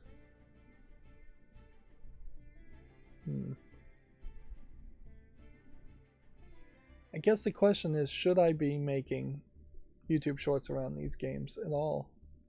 Weirdly, this does seem like it also has RPG elements at the end. Average completion of 30 or 60 minutes for $3.61. Yeah, I think they priced themselves out of this. If this was a 99-cent game, I might have actually made a YouTube short on it, but no. In a lot of ways, I just don't want to encourage the idea of platforming games, low effort games. Yopa 1 here. It's too much dark screenshot syndrome for its own good. Bad screenshots. Let's see. Pandora. Doesn't look visually polished enough. Then we have our first adult game called My Mistress Lu Bu. L-U space B-U. These are almost RPG Maker 8-bit characters, and it is an RPG Maker type combat system. But then the adult sections are showing you characters that are much closer to 2D colorful anime characters, and what's funny here, I would say, is that the depictions of them not being nude feel like completely different depictions of when they are nude. Like a completely different artist who was involved in it in the actual game is incredibly different. Now, this is somewhat interesting in that this is the first RPG Maker adult game I think I've ever seen in the adult section. At least the first one I can remember for a long time. Whereas it has long since been fairly standard for people to release RPG Maker games that then had an adult patch and keep them out of the adult section that way. Maybe Steam is not really allowing that anymore. My Mistress Lubu is $8.99 and it's English only, no voice acting. There's really nothing there that would make me say yes to it. Then the next game is called Ruled by Rule. RULED space BY space RULE. Which this is seemingly maybe from the same developer. It's an RPG game where you have these big-breasted, slightly more Western, but still very much. No, I wouldn't say more Western than the last game. I'd say it's slightly more anime. Big girls. And they seem to be fighting / getting assaulted by people. They're in tiny little skirts that don't cover anything, and they have giant thighs, giant breasts, tiny little triangle bikini characters. It really is just the same body model 3 times over with a blonde, a redhead, and a purple-haired lady.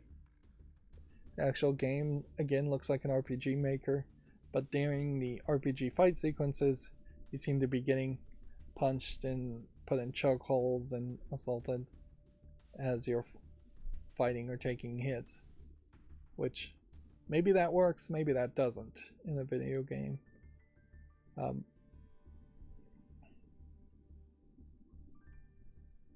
I kind of wish I hadn't closed the previous tab to see if this really is from the same developer and same publisher.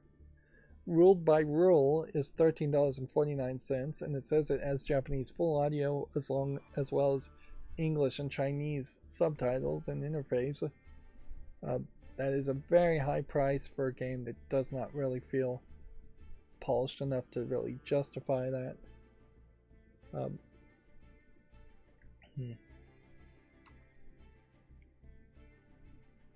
Then let me check if this next game has any mature content in it. Well, it doesn't seem to say it does.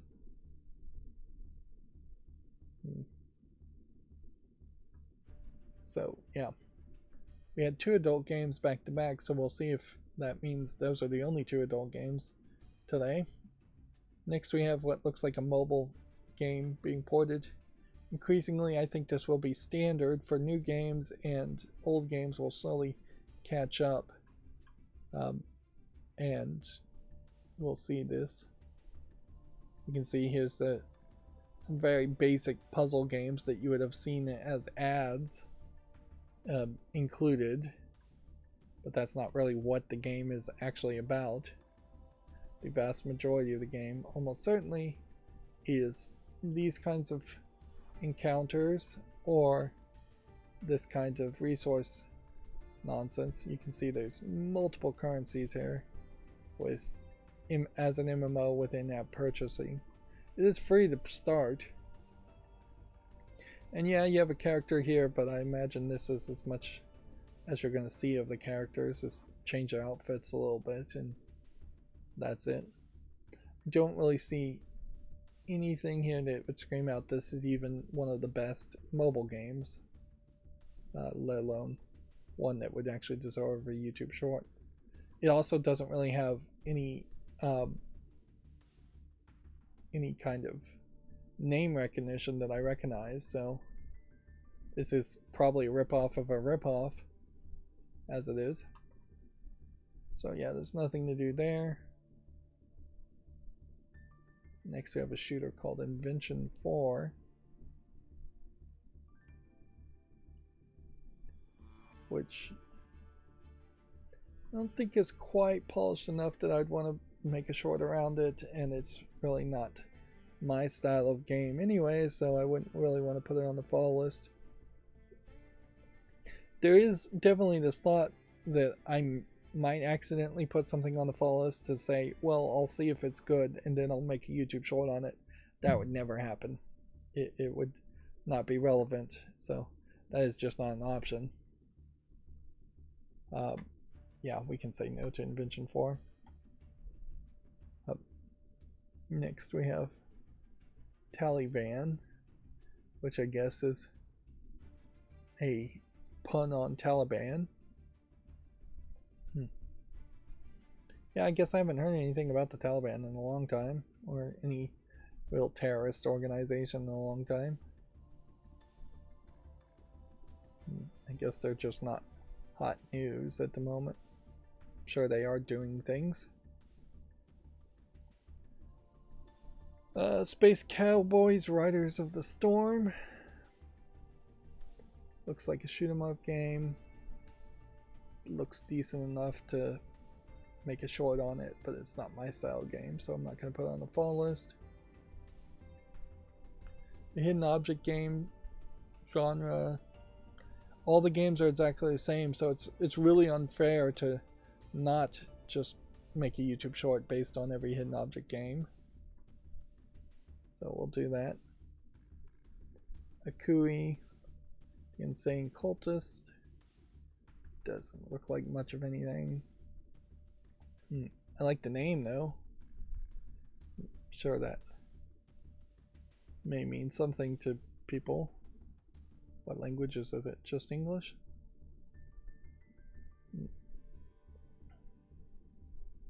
At a certain level too, I guess there are styles of games, like hidden object games, that I would never actively bother to make a YouTube short if they had an advertisement, because they just won't get an advertisement. Komatsu has never gotten a press release from a hidden object game, so I don't really need to put hidden object games as a category in particular in the fall list as a way of labeling them that they've already gotten a YouTube short. I can just risk a duplicate there. Project Hunt, well, give it a chance, I guess. There is a question here, I guess, as to whether I should make a YouTube short around it. I don't think YouTube is really going to have any problem though with a hunting game. If they don't care about any of the other games where you're shooting things, shooting animals isn't that much different. GenCube VR can obviously be a no. Boity Biteland Prologue we don't need to cover because we're going to make a short off the real game instead of the prologue, and I would assume there's no difference in content there. Next we have a game called Carousel, which very noticeably has censored itself to avoid being in the adult section, and then seemingly doesn't have any kind of adult patch or anything like that, so I assume that it's just mislabeling itself once again. Its images, obviously some images have been blurred of 2D higher polished colorful ladies, and then the actual gameplay is just a puzzle game. Nothing particularly special there, but noticeably not in the adult section. Doesn't have an adult patch. This is the kind of pushback that Valve should try to avoid having. And on one hand, yes, they need to crack down on people who don't appropriately put themselves in the adult section, but they also need to have a carrot with that stick, in that games in the adult section should be promoted and popularized more. at the very least, what you could do is you could send out an email to everybody who has put a certain age date on there to say they're over 18, and send out an email, an advertisement saying, hey, we have this adult section, click this button on this email and you'll be suggested adult section games if you're interested.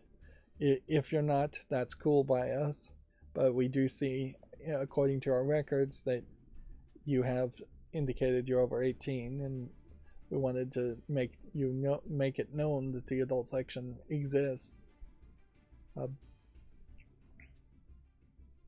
They could at least throw that bone, certainly, and Valve definitely could stop causing controversy around games that are being censored or disallowed. The censorship is not really working for the game developers, it's not really working for Valve, it's just really causing minor controversies that most people don't care about or don't even know about.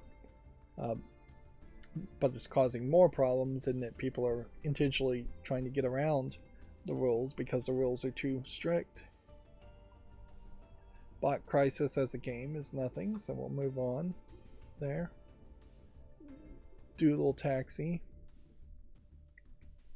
This really is just a taxi game with a visual effect over it. I'm actually a little surprised we haven't seen more games where they just try to put visual effects over something that almost certainly was already pre-made.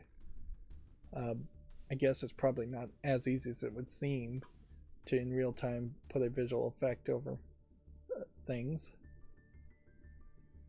But yeah, this feels like this would be an attempt at doing a Crazy Taxi game, but try to differentiate itself by not being an actual anywhere as colorful as Crazy Taxi, which I think that's a mistake. The colorfulness of Crazy Taxi really helped it. So I'm going to say no to that. Next we have what looks like a low effort Frogger clone in Bridge Crossing, so we can say no to that. Art is Rifle.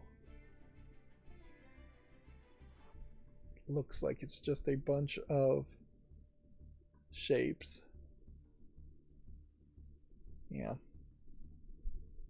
Bunch of crazy shapes. I don't really feel like that's enough of a game to make me really want to play it.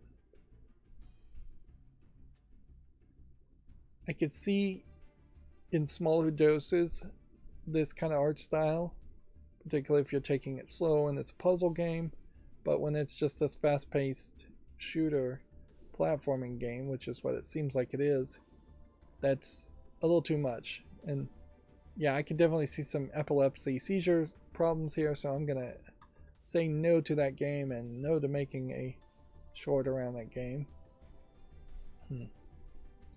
A friend pass for a game called Time Melters, which Time Melters alone doesn't look terrible, or at least the idea of playing as a Victorian woman lady sounds slightly interesting, although having 4 copies of what looks like the same lady is weird. Strategy, witches, time travel, and online co-op. Online co-op. Let's go see Time Melters itself. Time Melters was released October of 2022. You can see it's not particularly well played for an online co-op game that's early access. It does say you can play single player.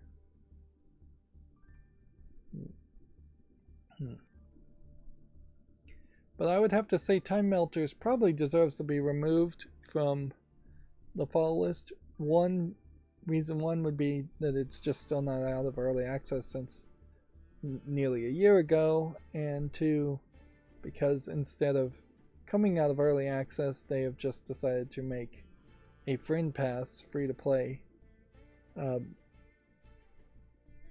game. You can't do anything with this game unless you have a friend who owns the game. I hope that's not a trend that people start to do where they try to game the system by having friend passes come out. This art style doesn't look terrible. The idea of witches in this French Revolution, Victorian times, it feels like isn't the worst idea. The actual gameplay, though, seems a little somewhat lackluster. And I definitely don't appreciate that business model. Let's see, we have Shipped Graveyard Simulator 2, which I guess Shipped Graveyard Simulator 1 was popular enough to be on my wish list. So we'll make a YouTube short on that, put it on the follow list. Next we have Dungeon Survival, which looks like a Darkest Dungeon game clone. Turn-based character development game where you play as the Lord leading your heroes to brave the depths of dungeons. You know, in this case where you have just straight up stealing every idea from Darkest Dungeon to the point where even some of the characters feel like they've been basically traced from the characters in Darkest Dungeon, I don't know if I can really condone that. It's cheaper, but it's probably way worse. In comparison, Darkest Dungeon 2 is mostly positive with way more reviews. And I didn't even really like Darkest Dungeon, so I wouldn't personally put it on my fall list to play it anyways. Interesting, it's only at 67% positive in the last 30 days. So Darkest Dungeon 2 is not particularly looking great as a game, reviewed wise either. Yeah, I don't think I'm gonna really condone or promote just blatant ripoffs. You're gonna have to do slightly different ideas, different characters, different settings. You could definitely make a Darkest Dungeon style game, but I don't know, set it in a fantasy world instead of a Dark Cthulhu-esque world. Set it in a sci-fi world. In some way, try and differentiate it with a different interface, different characters, different gameplay style, slightly varied. 9/11 Prey, I think, is probably too generic a name for me to want to say yes to this. So I'm gonna say no. Plus, this not much of a horror, not much of a chance on a horror game is gonna be great. Dead Event seems to be an open world survival game of some sort. Yeah. I think I'll say no to that too. Maybe I'm being a little bit cruel today as I go through the games. Solar Black is just a slight variation on the Dance Rhythm games with lightsabers. Not seeing anything particularly amazing here. Weirdly, this is still probably the most popular style of game for VRs, just waving your hands around and slicing things. In a lot of ways, this is just cut the rope, or not cut the rope, but the coconuts in the air, cutting through them, but in 3D. Yep. So nothing there. Merc Genesis. It's probably nothing.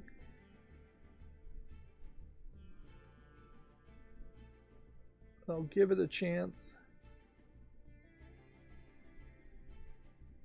Void Side. Looks like it's a voxel based shooter. I don't think there's anything there, so I'm going to say no to that. Elemental Odyssey is a frustration platformer. There is a problem, certainly a lot of these get made, and I have no real way of knowing which ones are good, but I'm generally just assuming that most of these are terrible. so I'm going to reject it. Maybe I have a bit of a bias there. Then we have a game called Waven, which looks like it might be something, but it already is very mixed reviews. Perhaps because it has in-app purchases. We're increasingly seeing free-to-play, free-to-start games with in-app purchases. If anything, we have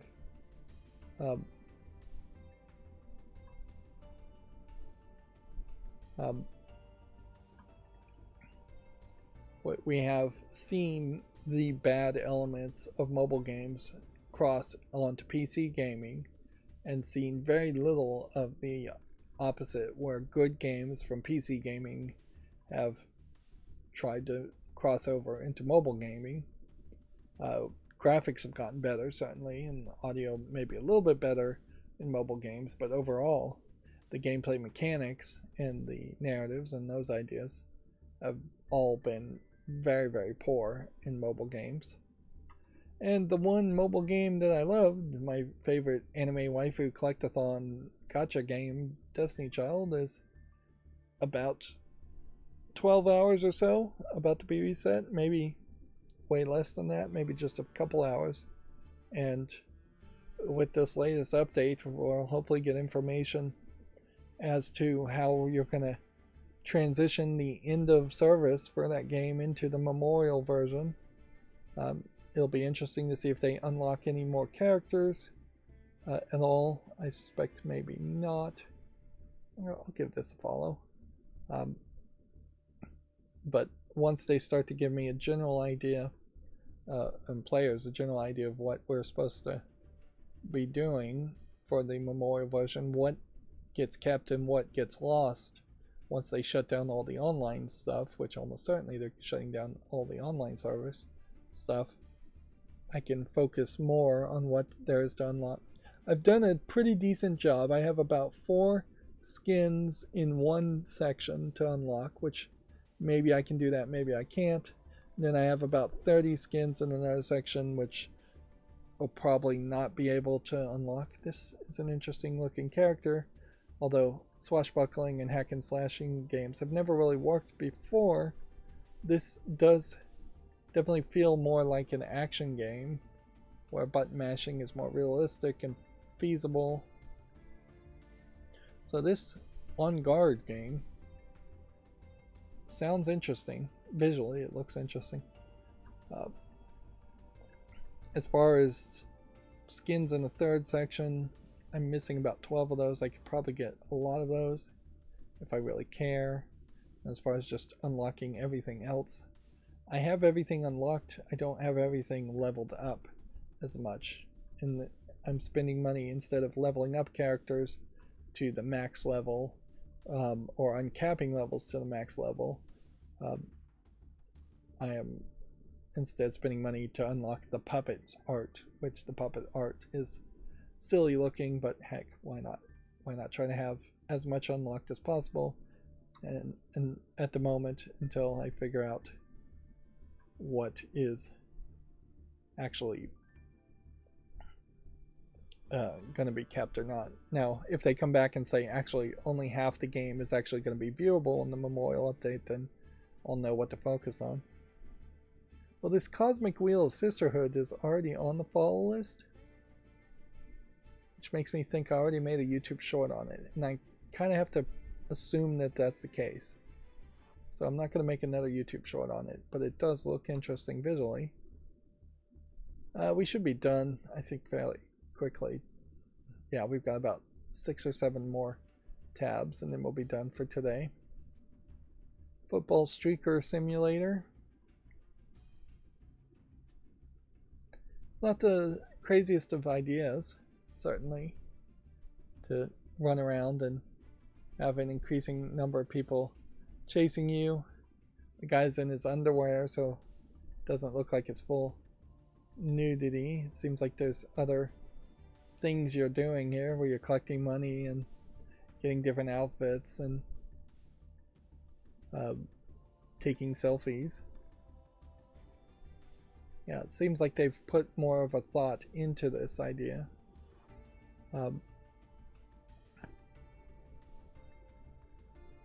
Than you would normally think. Alright, we'll make a YouTube short on that. Let's see. Next we have another hidden object game, Brightstone Mysteries and the Others. Although it may actually not be so much a hidden object game as an adventure game. Nope, it says it's a hidden object puzzle adventure game. Yep.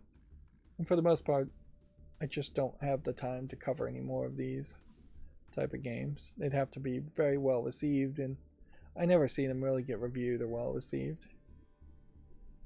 Little Man Has His Day. Looks like it might be something of interest. Easily could not be. Then we have a basic chemical sorting game, which really should probably be more of a mobile game. And honestly, the games would be either infinite or very difficult when you have this many different vials and potentially this many colors that you have to sort. That's a lot more work than having just 3 or 4 of them, because all this really is a puzzle called the Tower of Hanai or something like that, and for every new stick you have, every new tube in this case, it makes the puzzles exponentially more complicated. And for every new layer you add, it makes the puzzles exponentially more complicated. Actually, I think it might be easier with more tubes, but yeah. Noticeably, there's 1, 2, 3, 4. If you went to 5, it would make it way more difficult at the height, and I don't think it really helps to have a bunch more tubes, because that is just going to make it longer. I don't know how many people that don't have OCD would want to play a game like this. You might do a little puzzle inside of another game where you do something like this, but even in most games you wouldn't bother to make a puzzle this time consuming. So I'm going to say no to that. Next we have a game called Survive the Hill, which looks way more visually polished, which weirdly, pretty much all the games that we picked today have been very 2D and simplistic visually. And the first game we see that's actually very polished has very poor reviews. Let's see.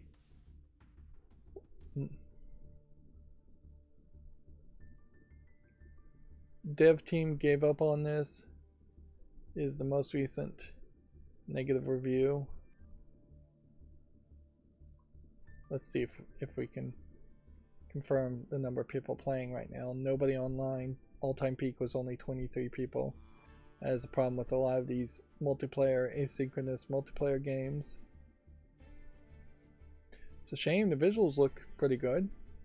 Although, in fairness, it does kind of feel like there is potentially only one level. And these characters aren't as appealing as the other character was. Those characters just like look like generic military guys, whereas this character had a lot more going on with a barbed wire bat and a backpack and a health kit and blonde hair. Well, there's obviously nothing I can do with this. Can't put it on the wish list, can't recommend it. Let's see, next we have Steampunk Runner, which doesn't look like anything. And then we have Bleak Winter, which looks like just a asset flip survival game. And then our final game for the day is City of Murals, which is just flashing too fast a bunch of nonsense. And all the screenshots look like nonsense. So, yeah, that's the end of the show. I guess that's it. No reason to drag this on any longer. I still got a lot of programming to do. I suspect I may spend the rest of this weekend, maybe even the weekend, trying to program more scheduling. There may be some videos that go out as part of the setup in an infrequent, erratic way. I imagine nobody's following me on Patreon so they wouldn't get any notifications from there. I doubt very many people are following me on Facebook, or I know very few people are following me on Facebook, so not going to get a bunch of things there. Twitch is still up in the air. Like, I can't really post anything on Twitch, and I'm not going to do anything on BitChute or Odyssey. So those are two services that Tumblr, if you follow me there, you'll get notifications.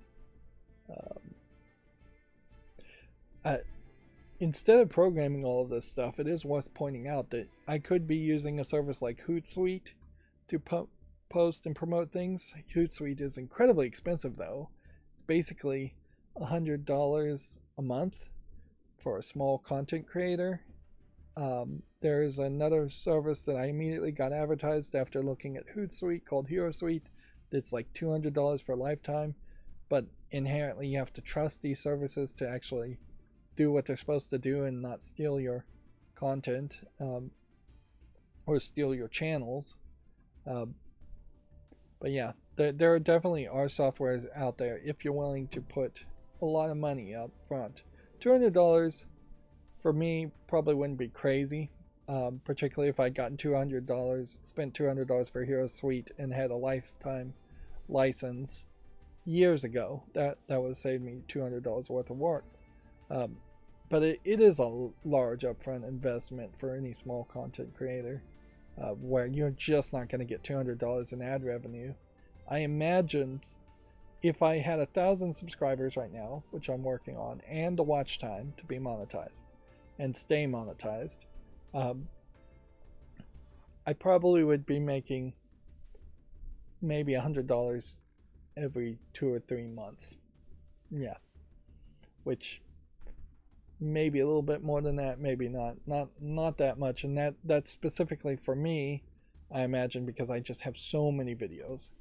Your average person, way less, way less, and then the top tier streamers, way more, I'm sure, although not that much more. Anyways, I figured I'd just mention that, even though that's not the way I'm going. I'm gonna control it all myself, so if a page changes, if a service changes, I have to control it, but I can control it. I guess I'm being a control freak a bit about it. Anyways, that's going to be it for this stream. As always, I ask you to like, share, subscribe, comment, and watch every second of my videos. If you want to support me further, there's a link down below in the description. Those links will be updated eventually to re-engage with a lot of services. Thank you for watching. Have a good evening.